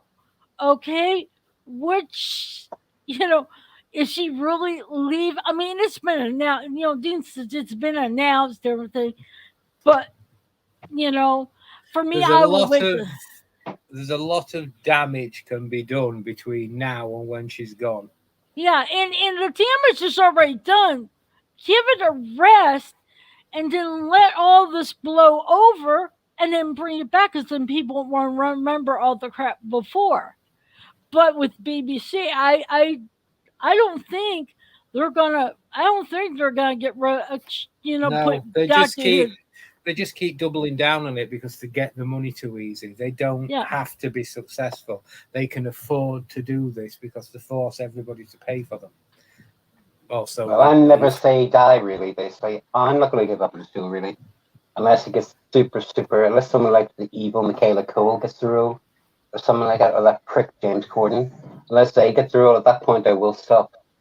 Or if there is a same-sex relationship between Yaz and the Doctor, I will stop at that point, because that's just going far too far. Yeah. Oh, Sadako Just stick said with it. Sadako says, I struggle to believe things can get worse.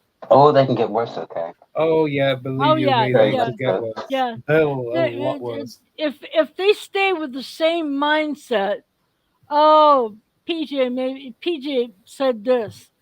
BBC will not let up. It's pushing the agenda. We have to learn. We have to learn to accept it. This is the way it's going to be. Just accept it. You can't change. It's going to stay like this. Except, I mean, it's just like pushing their views on the people, who don't like it. They're forcing it down our throats, saying this is how it's going to be. You got to like it. Yeah. I'm like, wait a minute. No. It's like, we don't like it. We want to be entertained. We don't want. We watch the news and see what's going on, but we don't want. And we deal with a lot of stuff in real life. And when we come home from work or come home from school or something, we want to sit in front of the TV and be entertained, to forget our woes. We don't want to have it shoved down our throats. And that's what the BBC is doing. Because when I watched the 3 episodes, the 3 episodes in season 12, I like, oh my God, this is not entertaining. This is not. When I watched Spyfall, I thought, oh, this would be interesting. Even though the name's spoofed, I thought this would. I watched it. I had to literally force myself. Now, not literally force, but I had to constrain myself and say, okay, so you gotta sit here and you gotta watch it. You started with. You gotta stay with it. It was. Oh my God! It was. I'm like, I wanted to turn the TV. I was like, no, I am going to watch this. Absolutely. What I'm saying is, I had to force myself mentally to keep my butt down on the couch to watch Spyfall. And after it was over, I'm like, oh my God. I said, it's just as bad as watching paint dry or grass grow. That's. It's worse because you're just watching paint dry. It doesn't preach at you. Okay, yeah, but that's what I'm just saying. It's just like it's slow. Paint's drying real slow. Yeah, it's.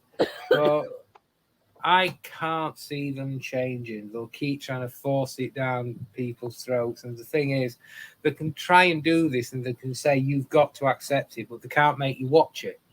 Yeah. What do you think? Sorry, John. No, go ahead. I was going to say, though, at some point, even with the BBC, there has to come a point when they have to start justifying the show with the ratings. And if they sink so low, there will come a point where they have to try and course correct or just scrap it. Yeah. Ian just says they are interesting and patting themselves on the back for being so progressive. Yeah, Yeah, exactly. virtue signaling. Yeah. To And them, people, that is more important than actually making a good show. the thing is they want it's like Jodie Whittaker is the first woman to play the Doctor. Well, they need Yeah. a role model for girls. Excuse me, that's not a role model for me. I mean, first of all, she doesn't play. I mean, she doesn't know how to play the part. I mean, she don't know No, anything about the Doctor. she's. It just comes across as a weird hybrid of David Tennant and Matt Smith. Oh, for me, it's like her. Let's put it this way: her voice and when she's playing the Doctor is like taking nails and dragging them down the chalkboard. Oh, she's got a voice like a duck farting underwater, to be honest. Of course, I've never heard a dart fart underwater. I Like a haven't. dart? It sounds just like a.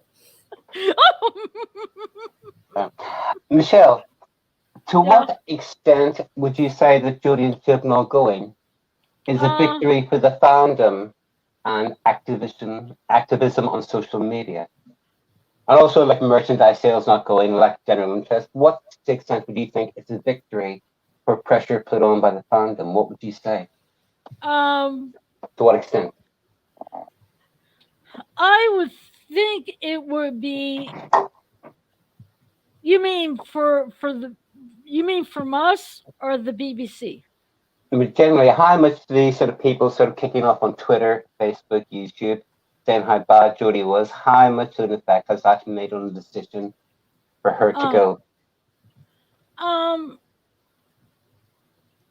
I don't think she paid. I don't. You mean? I just don't think anybody pays attention to social media. Social media. But if someone keeps saying, like, okay, dinner time. I think it Probably. might have played a part in how they've approached it because if you listen to how they were speaking at the beginning and how they're speaking now, their tone has changed to a degree. At the start, it was, Chibnall's going to be around for X amount of years and he's got this plan, blah blah blah, and none of it's worked and none of it's come off. The seasons have grown shorter and shorter, and I'm not saying they've taken any notice of what people have said, but they've had to take notice of the fact that the show isn't doing as well. Apart from the viewing figures, though, I would say the best way to gauge fan reaction is by looking at social media, even though social media, especially Twitter, is very, very skewed. Yeah. That But and they sales must of pay attention to it. merchandise. Yeah, And there's like a merchandise genuine as well. interest. Yeah, because that's just not sold at all. Nobody stocks it, and the places that do can't get rid of it. Well, I've been to B&M a few times, and I can't even find Jodie ones, can't even find any ones in there at all, so they must have put them in the bargain bin. They'll probably be Yeah. made into somebody else for the next Yeah. segment. Like they'll put her head up and put her on. But UK, Michelle. I'm sorry. I had to make a call to see if my dad, because apparently my boyfriend was putting cardboard in the back of the car for my dad to take recycling, and he didn't get all the cardboard, so I was calling the cell phone to see if he had cell phone. Is he okay apparently, though? no, apparently either that or he wasn't. Either that or he couldn't hear it. One of the two. So that's the reason why I'm like, and he was out of breath. But like I understand. Like I said, I don't think the BBC pays attention to ratings. No, but at the back of their mind, they've got to know it's going wrong. Yeah, but You can deny it as much as you want and pretend it's not happening, but at the back of your mind, you know you've gone done fucked up, and they have with. Yeah, It's but the called whole thing is show. they're losing all. They're not selling any Jodie stuff or any of the 13th Doctor stuff. Um, it's just sitting on the shelf in the stores. Um, I Well, I think some mean, of the they BBs, the only reason they might start taking notice is they had two big money spinners, Top Gear, which they've lost, and Doctor Who. The Top Gear ship has sunk. Doctor Who is listing, and they are losing a lot of license Viewers? fee money because people are just boycotting it and stopping paying it. And that's the only way you're going to make them take notice. people basically see over here. We don't have license fee now, but if you want, we have cable, but you have to pay for cable. Yeah. But you get other, but you get like other TV channels other than the BBC America. So I have BBC America, and I have the BBC America on our. We have Roku, and I have that BBC America app. But I don't watch BBC anymore because BBC Yeah. America anymore because there's nothing really on it. Mm. yeah, The I only don't watch way to BBC make at all. There's no, nothing on BBC for me to watch. It's They all rubbish. have Deep Space Nine. They have some of the Star Trek, They're Star on Trek. they're on Netflix, aren't they? So, and everybody's They're- got Netflix, haven't they? Yeah, I don't have Netflix. It's the whole thing. I will, and I've heard also when you were talking about Lucifer. Yeah. A friend of mine overseas, she knows I like Matt Smith. So she would send a picture, a GIF of Matt Smith in Discord for me, and now I'll show a picture of Lucifer. And she's like swoons, you know. She says she likes his voice and the way, I'm like, okay.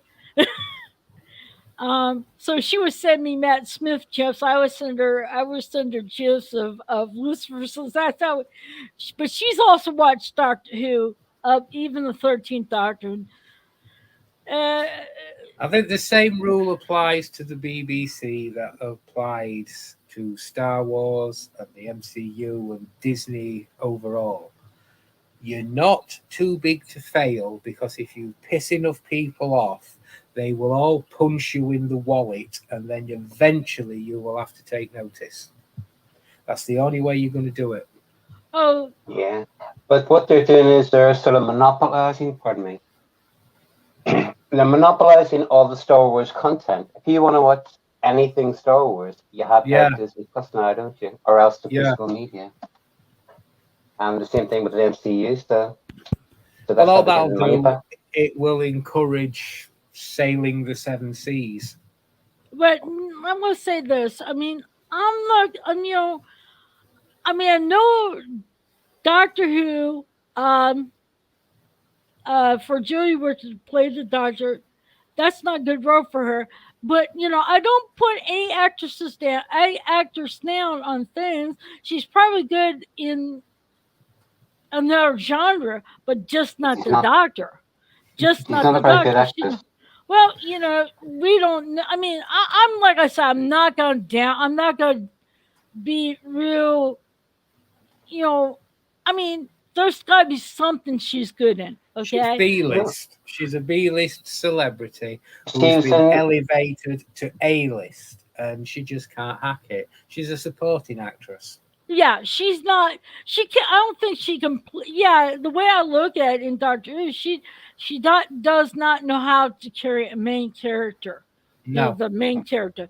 I can see her. Yeah, what I'm saying is she's good. She's got to be good in something, but just not like a main character. Probably as a supporting actress. yeah, there is one yeah. thing she is good in, and it's called the rear view mirror. Why is As she you in the rear view? Yeah, you're going, bye. When you're leaving her Bye. behind. Yeah, she was in Black Mirror, though, wasn't she? She was in an episode of that, I think, Black Mirror. Yeah, but you can't sort of say, oh, well, she's a really good actress because she was in one episode or something, you know. Bye, Yeah. story. Bye, story. See you later, Star. Bye-bye. Bye. Yeah. But it's just like I said, it. I mean, I'm happy that the two are leaving. That's hurrah. But as far as the show, Right. the way the show is, I do not I do not see any change. I don't think I'll see any change No, for the best. I'll give Everyone's it so a miserable chance. about this. I'll give it a chance. I'll be fair. I'll Yeah. wait and see what they do and who they cast. Now And we it, were and but if it looks like it's going to be just more of the same, no, not going back. I'm no interest. They've got to win me back rather than me going back. Put it that way. okay. Now He's I've been in some of the Facebook, on here and some of the groups. And one of them mentioned about person playing the doctor, and I don't think the BBC would ever consider it, namely because us here in America known him in the show House was Hugh Glory. Now Hugh Glory is really good. I mean, he is really good, he's a poncy but kid. but the I hate whole him. what? I hate him. He's a real poncy kid. I don't like him. He's really up his own ass. Yeah, fuck him. Well, no, in the show he had to be a pompous jerk. He is that in real life, smart though, head. isn't he? No, but what I'm just saying, he's good. He's good. He's a good performer from what I've seen in House. He's I mean, good. But I could ev- not picture him playing the doctor because of him playing House. It would, yes, West River. I watched him in House, and when I heard him in an interview, I'm like, wait a minute. I thought he was American. I found out he's He's, British. I had no idea. I read he's that. an upper No. crust Englishman, basically. A really stuck Yeah. up. I don't like him. Okay. Okay, wait a minute here. A lot of said, people say Michael Sheen, but there's no way they'd get him. He's No just way. too big. Oh, by the Yeah. way, Sadigo says, here's a difficult question. What happens when she does convention appearances? Will the fandom have to come to forgive? No, they will No. come with bags of rotten tomatoes, and she'd better learn to duck. I don't think she'll do conventions. I really don't think she will. No. I think it's extremely unlikely. And their actor, but I think is too. I think be too hard, and people would look at it, not take him seriously. And he had everybody's gonna say, "Don't, no, he's not British," but Hugh Jackman. Now, if you look at over in Australia, England people sent over there to Australia as a colony, to get rid of the bad, I think it Australia's was, made up of criminals, effectively. yeah, They're the there same was, criminals, yeah, burglars and stuff. but the whole thing is they were British. They were sent over there, so they have to have. So They have- technically they're ours. Technically, you're On a- yeah. on a Doesn't make them English, though. technicality, you're ours. No, but I mean, Hugh Jackman. If you see him, he is good in whatever he does. I mean, he But he's too- really. Jackman Yeah, is but the a- problem is I very didn't know the whole thing is I didn't know he was Australian, and while I was watching Oprah Winfrey, he was there and he was talking. I'm like, huh? thing And with I Hugh found out he was Jackman is though he's always going to be Wolverine. yeah, that's what I'm saying. A lot of people are not going to Yeah. see him as a It's- doctor. They'll always see him as Wolverine. I mean, he did such a phenomenal job with that Yeah. character, And and he he played it for so long. And yeah, but I'm just saying, he would, honest to God, I know looking at him and thinking of him as Wolverine, but he would play really good with the doctor because he's really good in wherever he does, in any role he does, and he can sing, and he's got a good voice. He can But sing. he's not going to sing in the TARDIS, though, is he? No, but I put that out there. But what I'm just saying is that one of the reasons why I said sing is he can do, he has the ability to do. But I know we'll see him as Wolverine and not as the I've doctor. never seen or heard him singing in anything. But so I'll take. Oh, take your the word for greatest it, but greatest showman on earth. I'm it's not a about- great lover of musicals, so He He's sings sung, in Les Miserables as well, I think. yeah, he also sung Beauty and the Beast. And I was Okay. watching on YouTube when he was singing the song of Gaston, Beauty and the Beast, when he was in the oh the pub, as you guys will call it. We don't call them pubs here; we call them bars. That's one difference you guys have. You call them pubs, we call them bars. Well, it's us from Amer- public bars. That's what they're called, public bars. yeah. But all I would say is, guys drive on the wrong side of the road. We drive on what's left of the road. What we have left of the road because of potholes. That's that's a good. It's like you come over here in America. It's like you got pot in north, in the north where we get snow and cold and all that. We have, and then after winter's gone, when it comes spring and then it comes summer, got all these potholes, and you have to watch because you might you might hit one so hard it breaks your axle. I mean, they get real bad here. Yeah, your roads have potholes and Chibnall's scripts have plot holes. More potholes than a signal. Yeah. In fact, But, his script is just plot holes held together with a few words.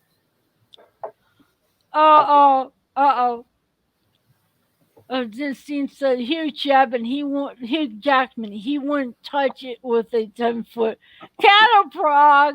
Oh my He wouldn't God. touch it with somebody else's cattle prod, let alone his own. Let's put it Well, this way. He's a pretty boy too. I see him as Wolverine with no shirt, no pants. He has this towel wrapped around to cover a certain area. Aye, we're off. We're back in Paul McGann and Matt Smith territory. The twosome's now got up to a threesome. Oh no!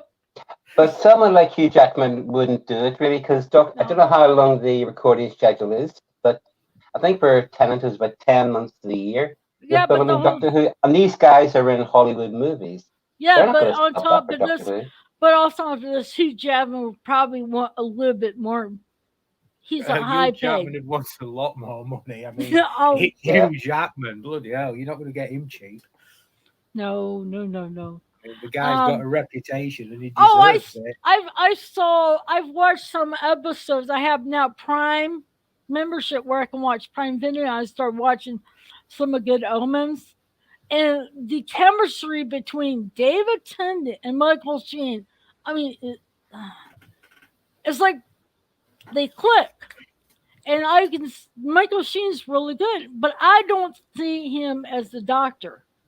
I can't see him playing the Doctor, but I don't think they'd get him. He's too big. He'd want too much money, and the shooting schedule, as John said, it's going to take too much time up for him. And by He's the a way, fantastic actor, a complete chameleon as well. It'd be perfect for the role, basically. He can do Okay. everything. now here's the question: on the 50th anniversary, what did you think of them using John Hurt as the War Doctor, and not the 8th Doctor? And have it having Bye, Dean. regenerate. see you, mate. Bye. Bye, Auntie. Dean. Take care, mate. Bye, See you tomorrow Dean. night. It was John Hurt, so how can you not love it? Um, I mean, the man was a legend. yeah. Someone would- in the chat may be able to tell me this, but sorry to interrupt.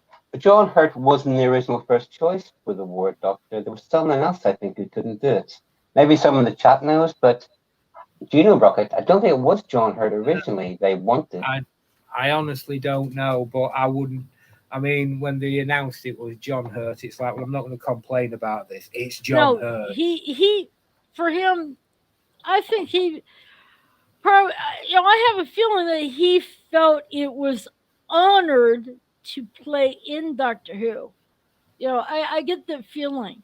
Anybody, I think, would be honored to be playing in, being a part in Doctor Who. Oh, it was Christopher Eccleston.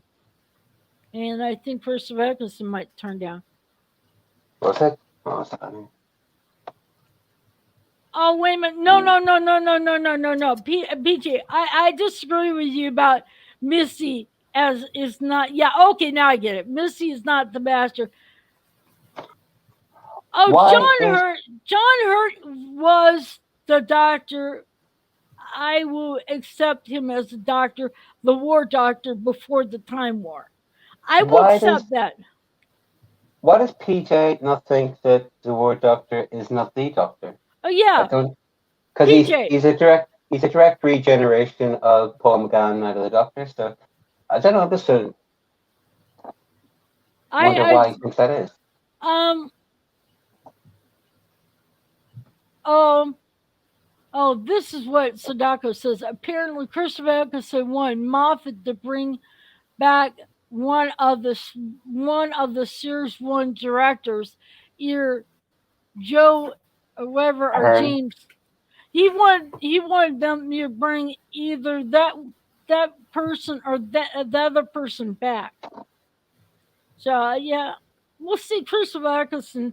I think that from what you heard, we did not know why he stayed for one. See, we did not know why he just didn't go on as a doctor until later. We found out it was a clash between the two. I He's think very most much- of it was. He's very much of a lovey, though, isn't he, Christopher Eccleston? And he does like a lot Yeah, of creative control because he does take it very seriously. He did. I saw him I saw him in one of these movies, the GI Joe movie, and he played one of the students, and I saw him. Whoa, is that the? You can't see okay, if you take an actor who played the Doctor, he played the Doctor, and you put him in a sadistic, evil type role. It's like, I mean, you're going like, whoa, wait a minute, that's that person you can't picture him playing an evil character because you knew he played a good character in the show The Doctor. Of course, David Tennant plays Crowley so different from what a real demon would be, So to him, you can't see him as being Archie evil. Crouch Jr. as well. David Harry Tennant Potter. always brings a lot of charm to any role, and he relies on that a lot. Yeah, he's good. Okay. The Doctor is his name. Any other name is a separate Time Lord. The name is the name. It's not. Malleable. What is malleable? Malleable means stable to be manipulated in mood. Yeah. So if the Doctor is the name, it's a title, or is it a name? What do you think, Robert? I don't know. We saw Paul McGann regenerate, as you said, into a young John Hurt. And then at the end of that, we saw John Hurt starting to regenerate into Eccleston's Doctor. Yeah. So he has to be the Doctor. Yeah. He's biologically the same organism. Yeah. Yeah, but the thing about the Doctor, we will never know what the Doctor's real name is. I think that's what keeps the show going. We'll never know his real name. He has his name. We will never know him at his real name. It's Mavis. Clara knows his name. It's Mavis. His name is Mavis Abercrombie. That's his real name. How do you know it? American. Yeah. How do you know it?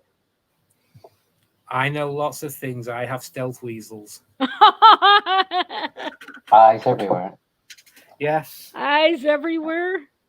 I am all-knowing, all-seeing, or rather, my stealth weasels are all-knowing, all-seeing.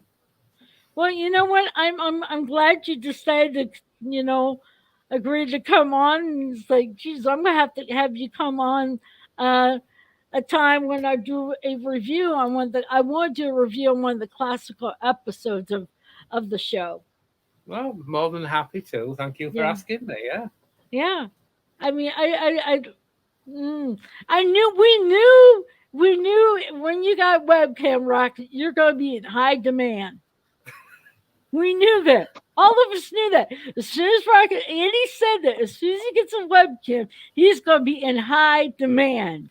See how many streams I can go on and swear on. Oh. Drag it down into the gutter. Oh, yeah. With your stealth weasels? Oh yes, my stealth weasels are everywhere. Okay, my question. I wanted to ask you this. Why did you pick the name Rocket? I'm just curious. This is off the topic with Doctor Who, but I'm just curious. I like Rocket. Personal. Okay. I like the character in the film, Rocket Raccoon. Simple as that. Yeah, but now you have your And name. The runner part of it came from Logan's Run because I liked the idea and the concept of somebody running away from a society, running to a better place. Yeah. Escaping from something to go somewhere else. So I just stuck them together and it became Rocket Runner. It was that or Hamish McFudpucker. Oh, So I went with okay. Rocket. So you went with Rocket Runner, Yeah. yeah. But now That's the now type. you gotta get a web. Now since you have a webcam, are you in high demand?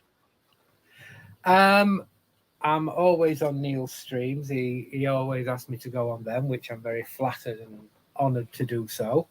And you're the first stream I've been on other than Neil's. Yeah. I'm still finding my feet, and I'm not very comfortable on camera as of yet.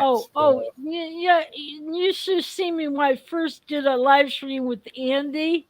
You talk about nervous. I was nervous. I was nervous. I was real nervous. Nervous as a long-tailed polecat room for rocking chairs. Did you know what I just said?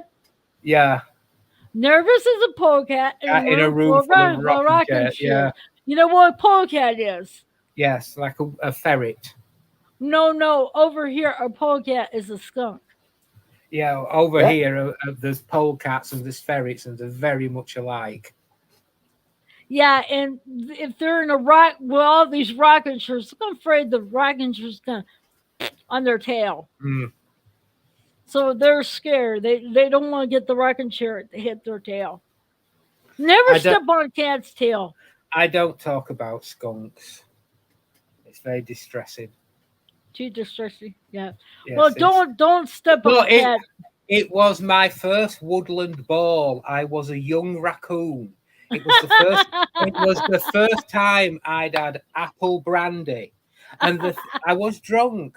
And the thing with raccoons is we're black and white, and the things with a skunk is they're black and white. It's an easy mistake to make. You mean I didn't realize until the next morning. I mean, don't judge me on it. My mate Simon, he got off with a chipmunk, and nobody bothers him. Your goggles, eh? You mean you had too much alcohol? I had too much alcohol, and I mistook a skunk for a raccoon. So you were in a sticky situation? Yes. Never step on a cat's tail. It's what I call an Uma Thurman night out. Now, an Uma Thurman night out is when you're out, you've had too much to drink, and you're in the pub, bar, nightclub, wherever, and you look across the room and you see Uma Thurman looking back at you. And you go home with Uma Thurman. And then the next day you wake up and sometimes it's in your bedroom, sometimes it's in a bedroom you don't recognize. And you wake up and you think, oh my God, where am I? And you lift up the bed sheets and you've nothing on and you think, oh my God, I have. And then you look over to who's sleeping next to you. It's Uma Thurman. And somehow during the course of the night, Uma Thurman has turned into, oh my God, what have I done? So Uma Thurman night out. So okay, this stream started out with my unboxing, then started out talking about the Jody Chimbo and everything leaving. Now we digress to Uma Thurman via Doctor Who porn films. Yeah, Doctor Who porn films. Yeah, someone told me Dr. Screw. Dr. Screw. Yeah, well, David Tennant was a pretty boy in a suit. But he was a thin boy, and if you touch him, you get a paper cut. Yeah. He was... You want a man with a bit of meat, don't you? Yeah, it's like we should told we should told his wife and said, feed him some hamburgers, feed him some hamburgers. Bit of a hot dog there, yeah. You could have worded that so much better. See now you did it, John. Now you got rock it off Minding the gutter straight away. straight I'll feed a bit over. of meat. Right. Yeah. Oh, also when you think about Matt Smith was a good looking guy. Who? Matt Smith Who? was good looking. Was he? I don't. So's Paul McGann. Okay, He now was- not with the hair I'd that he say- had for the movie. Matt Smith was unconventionally good looking rather than what you'd call classically good looking. No, He was but rather- he was. He was He very had that- haunted looking. He looked as if he'd lived before, didn't he? He was very. Yeah, he's got that otherness, that otherworldly Yeah. quality about him. Now the movie, I did not like the hair that Paul McGann had on. That was a wig. I like the hairstyle he has now. Oh boy. Okay, I gotta get off that subject there. And we're off again. Off again and digress. And it's like We're up to a threesome. If you add one, you've got Paul McGann, Matt Smith, and Hugh Jackman. If you add one more, this is going to be a gangbang. Oh my god! I always told the Indians like, every time I mention Paul McGann, you have to have a drink. You have to have a drink. If that was the case, I think all of us livers right now would be in bits. Pickled in a jar. Yeah, because I would be always talking about Paul McGann. And if you had to have a drink every time you mentioned Paul McGann, Matt Smith, or Hugh Jackman, I'd have slid off this chair hours ago. I'm thinking about when I was thinking about this was a long time ago, a while back ago. I was thinking about doing a like a live stream, like a trivia contest, and What? not the kind that Neil would be doing, not the kind Neil does, but it's something along that. I was thinking about doing that, but the whole thing is thinking about the questions, and they will be, for me, they will be all Doctor Who related, because that's how I roll. Well, you could do a quiz, Michelle, but to be anything sort of remotely near Neil, especially, it's very complicated. Set up yeah. a quiz and stuff like that, really, and putting up the different slides and up every question. So. I like the trivia, as I like the Game of Wrestling where they were doing Doctor Who, and they showed you a picture and you had to name what episode. Now, when it came to some of the classic Who, some of the episodes I knew, but then when I got to New Who, bam, bam, bam, I knew it, because that's where I started. I started with New. Now, see, if it wasn't for New Who, I wouldn't have known that there was eight other Doctors before the 9th. If I never saw New Who, I would not even know about this show. I wouldn't even met you guys. So it's because I started with New Who, learned about Classic Who. Here I am. When you started watching the ninth Doctor, did you not think because he was the ninth Doctor there was 8 before him? Did you not I had no that idea. out? I had no idea because I started with New Who, and I did not know of any other Doctors. I didn't know. Because I think didn't Tom know. Baker first started being shown about 85 on, was it PBS in America? Yeah, it was on Did you not watch it PBS. then? No, I never even knew. I don't know. Say, I don't really at that time when I was a teenager. About when Tom Baker came on PBS, I don't know how old I was. I probably just wasn't interested, and I never watched much. I know one of my friends here, not too far from me, that's how she got started in Who, is because of PBS with Tom Baker, and I didn't get into Who until later on. It was already been on for certain. I don't know how far along it was on. I started watching it on Hulu until they took it off.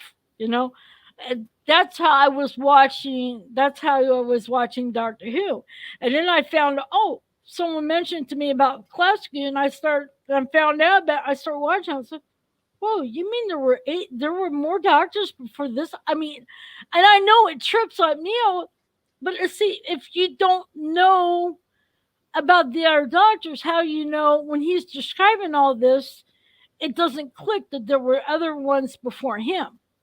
It's That's a very the whole thing. American. It's a very American thing because America wasn't really exposed until Eccleston came along. Because I don't think Andy started watching until Eccleston, did she?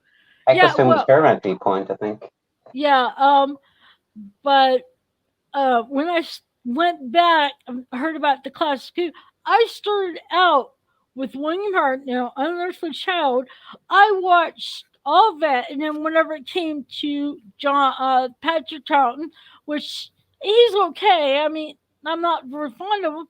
I watched from his first episode, his first season, until he regenerated, and then I watched the first episode of the season, John Percher, and that's how I did it. Always start with first, but when I tried to do Colin Baker's first, I can't get past that.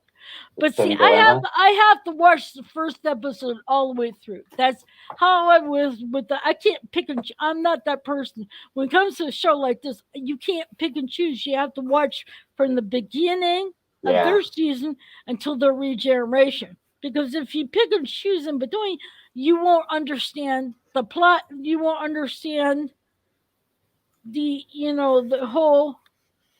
Well, the history and where it all ties in, completely. Yeah. The whole mythos of it, Like canon's Um, very important. It gives you a degree of continuity. Yeah, you have to.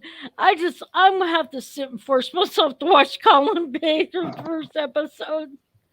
But and I haven't seen. I have to watch. You know what? I have to I have to figure out where I can watch the Paul McGann movie with Dave Doctor. I can send you a link to that after the Zoom show. Yeah, you could. Why don't you? Because I want to watch it, and it's the Script Doctors.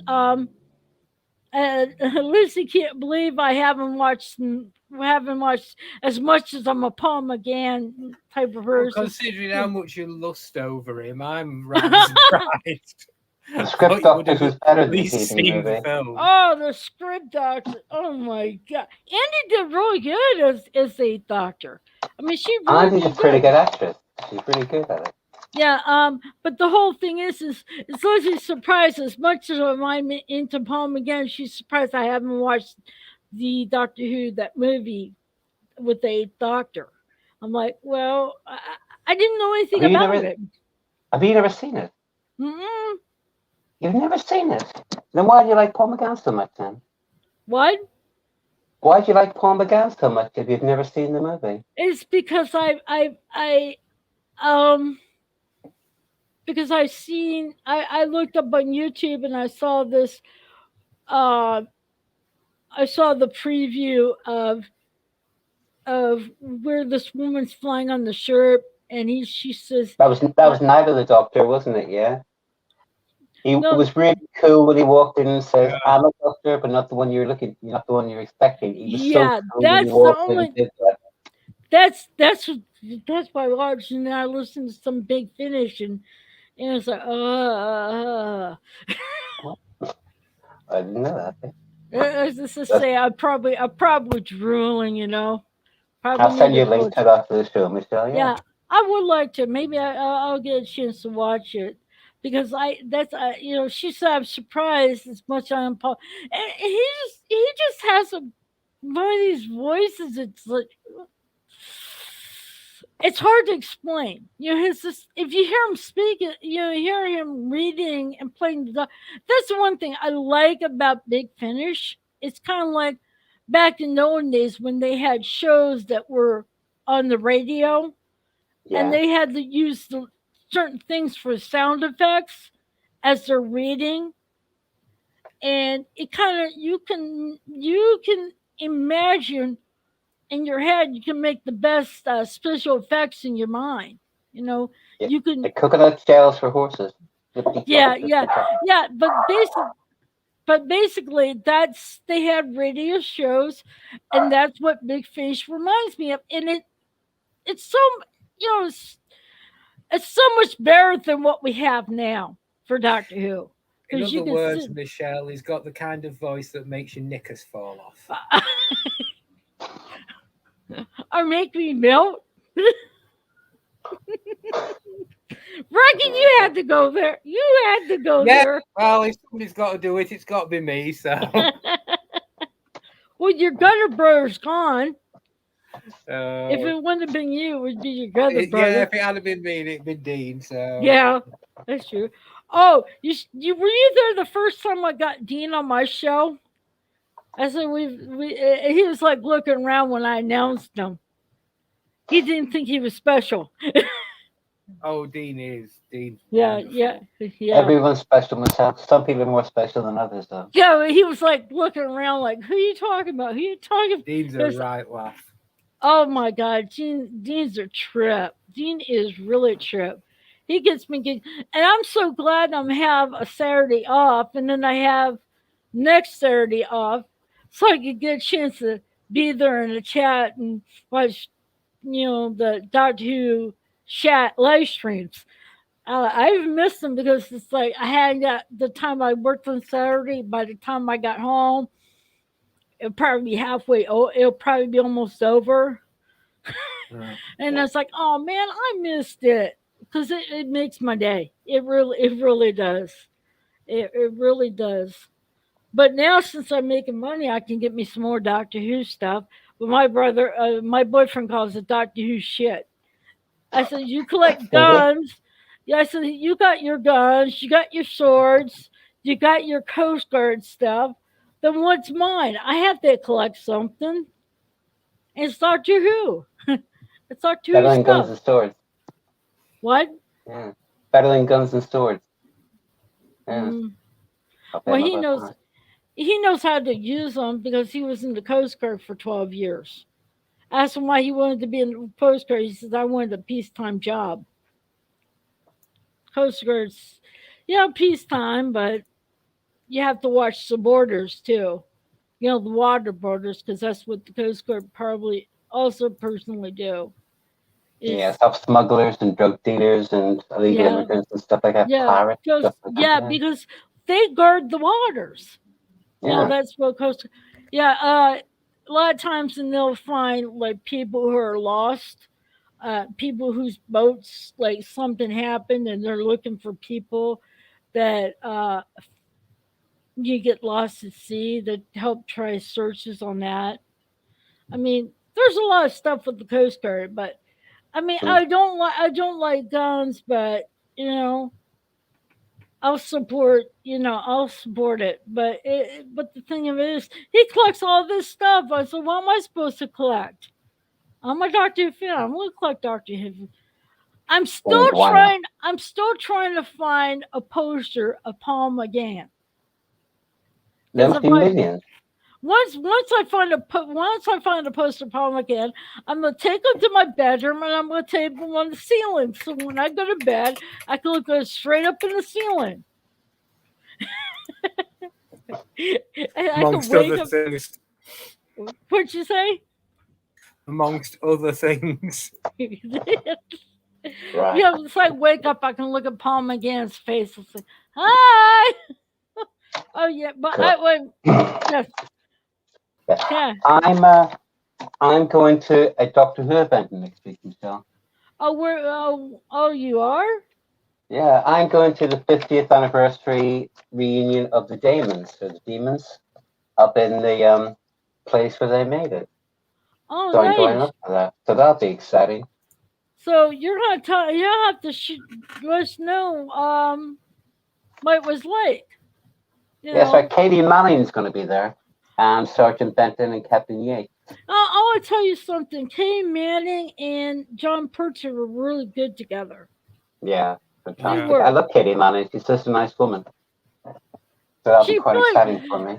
Sometimes she came off, her character came off being a little not so smart, but whenever you look at it, sometimes she was. I mean, there's Yeah. times where she would be like, I wouldn't say flaky, but a little, different. Very young, But though. yet- I think she bought a balance between, because if you see the days that she was going to marry that that guy in I think Yeah. was what episode, and Jeff Jones, yeah. yeah, and whenever you see him picking up the champagne, next thing you know, you see him on Bessie running out in the middle of Yeah. running out in the sunset. It's like you Yeah. could see how Moonlight, sad he yeah. was. Quite a sad Moonlight, ending, moonlight. that. Yeah, it was kind of here he spent his character, the doctor spent spent a good amount of time with Joe, and then he loses her. It's like every time you see any doctor, he loses a companion either by death or they just move away per se, or go, you know, just leave because they have everything to do. It makes them sad. Wait a minute. What are you talking about, Paul? What are you talking Mono- about? the Monaco Mutineer. No, I It have was not. it was a program. It was a historical drama about the First World War, about a number of army officers that refused to fight in the Great War, World War One, in the trenches. And Paul McGann made his first big breakthrough. There's actually a guy called Percy, I think. The PJ, I think that's right. Percy, someone, but he was very, very good in it, and that's where he made his name. Well, anyway, now 87, I think. hey, we have done this a little bit over 2 hours. I need to figure out what to make for dinner because here it's like 5:21 dinner time for us. What are you going to have, do you think? Have mac and cheese. He doesn't like mac and cheese. I I might get do. anyway. Paul Well, think of it for McGann on yourself. toast. What'd you say, Paul Paul McGann McGann on on toast. toast. With a side order of Matt Smith and Hugh Oh. Jackman for pudding. Now, Rocket's never gonna let me down on that. No. He's never gonna let me. Yeah. Never not- going to let you forget that one. No. It took a long time for people to die down about the goat story. Yeah, The now goats this have was the- gone, but McGann, Smith, and Jackman. Now there's a trio. Jack McGoat. I started something now with Yeah. those comments. Like I Someone said, told me I should put new pictures of Paul McGann. Rocket, you're being a bit quiet now. Now I would just say, just trying to work out who we could have for the fourth. Then it could officially be a gangbang. Just trying to work out who the fourth, who I've heard you talking about, who the fourth one could be. Oh my God, the fourth one could be. Oh man. Just trying to remember. I shall be keeping a very close ear out to what you say in future, looking for clues for the fourth member, so I can arrange this gangbang. Mm. Now I watched Highlander, the TV series, and Adrian Paul. He could be the fourth. Oh, don't even. I'm not saying it right now. But I've seen him now. I'm on a Facebook group that about him. I've seen pictures of him now, and for his age, he still looks good. But he's a crap actor and it was a crap series, though, wasn't it? Highlander was not a crap series. Yeah. Don't you put down Highlander. Don't you dare put Highlander Going down. to commentate on Highlander the series because I haven't seen it. So I have, John, and it wasn't a crap series. I've seen the wasn't. films, but I haven't the- seen the series. The They TV should have series. left is it at cool. one. Yeah, The movie, yeah, they should just stuck with the first movie. I agree with that. But the TV series is separate from the movie. I but would there's- argue, Michelle, that they but, never. but in the first episode is where they bring Connor McLeod and Duncan McLeod together. They are in the McLeod clan, but Connor is older than Duncan because he was before Duncan. It was mentioned in the first episode. I know they did a film together. I think it was it Highlander Endgame? I never watched that, but they just stuck with. I know they were in one of the films together, but Yeah, I still but can't. Which but one's the one with Mario Van Peebles? Is that the third one? that's Highlander the Sorcerer, I think. Or some crap no, like but that, yeah. but what I'm saying is the TV series was good. Well, I can't I comment on that. 'cause I haven't seen was. them. John, I have would you argue watched? that I would say they've never made a TV spin-off of a movie that was better than the original movie. I would say they've Well, never done that with anything, have they? They tried to do well, it with Lethal Weapon, didn't they? It was rubbish. Yeah, The Exorcist, it was rubbish. The Watchmen, it was rubbish. So they've never actually made a successful TV spin-off of anything that was as good as the original. I would argue, anyway. well. Anyway, we're gonna leave it. We're gonna end it here because my longest I think was almost 3 hours, I believe, or close to it. Streams. I have one long stream, so now I'm still have another long stream. But anyway, like I said, it started out with my unboxing. Then it started talking about Jodie Whittaker and Chris Chibnall, and it digressed to a threesome yeah. with Paul McGann. No, foursome. Not us three.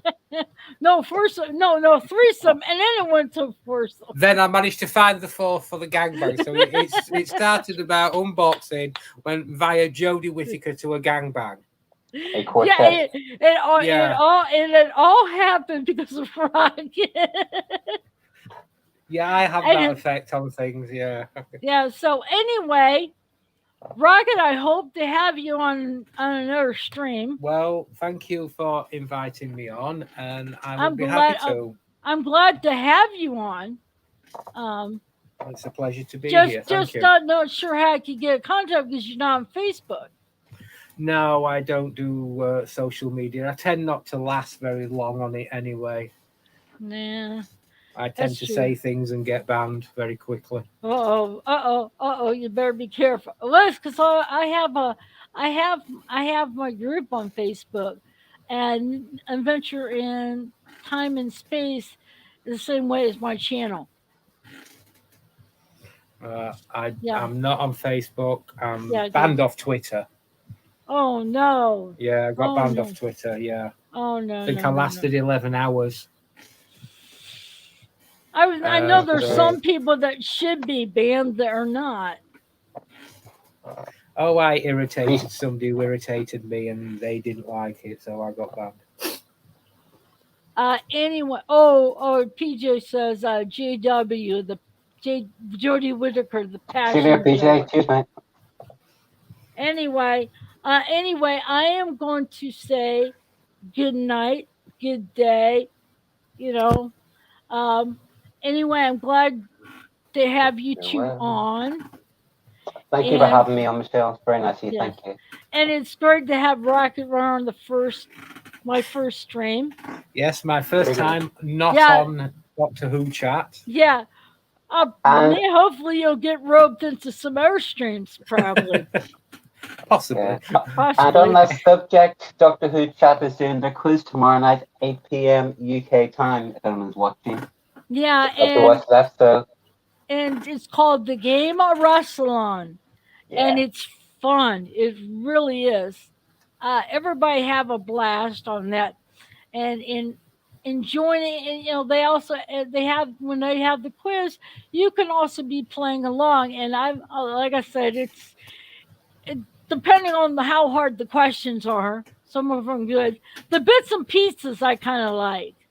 With It's a those really- The music. It's a really fun quiz, and you play Yeah. along with Yeah. that. It's really So good. everybody jump over there on Saturday at 8 p.m. UK time and check them out. I mean, it's a nut house just like mine. So we're all crazy. I'm crazy because I have a foursome. And now we know who with. Any artists out there, feel free to do some fan art and some shipping and send it in. Oh, no. I bet you anything. If Ultravox knew, he probably would. Oh, I'll make sure he knows. Don't worry. God, next captain competition is going to be a hard one. I'm never Gonna be- gonna live. It's got to be Michelle as the doctor pulling all these levers, except they're not going to be levers. I'm never. I've seen that movie, yeah. That might turn her right or what? Yeah. But anyway, it's been fun. I basically knew this because I worked Monday through Thursday, and it's like 7 a.m. to 2:30 p.m. It's like as it's starting to get closer, I keep checking my time. It's like, no, it's 12. No, it's 1. It's like, when's it gonna be 2:30? I mean, because it's like I'm working. I have to open boxes, take stuff out, shipping and receiving, and it's like back there we're roasting. I mean, I have sweat coming off my, I have to wet my forehead. My back's probably wet. And my legs are, because we have to wear jeans. So it's like real hot back there. Sounds And unpleasant, Michelle. yeah, Yeah. but hey, the money, I mean, Yeah. it's better than being a cashier. Let's put this. That's the only refreshing part. It's hard work, but it's better than being a cashier. But it's like working like let's just say 4 days for like 6.5 hours. That's seeking out my half an hour break. So I mean, I'm scheduled for 7, and you have a half hour for your break. So it's like you're working that long for 4 days. It's like I need a break, and so this is a good one. They have this, and then I'm going to be in the chat for that wrestling quiz. I can't believe I won the the captain contest 2 twice. weeks in a row. 2 2 weeks weeks, in a row as well. in a row. 2 weeks in a row. How? I didn't plan that.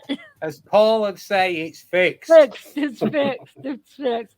Well, anyway, it's now 2.5 hours, and I am going to bid you guys all adieu. And everyone, I thank you for joining me in chat. And you guys have the rest of your day wherever you live. That's what I say. And see you on the flip side.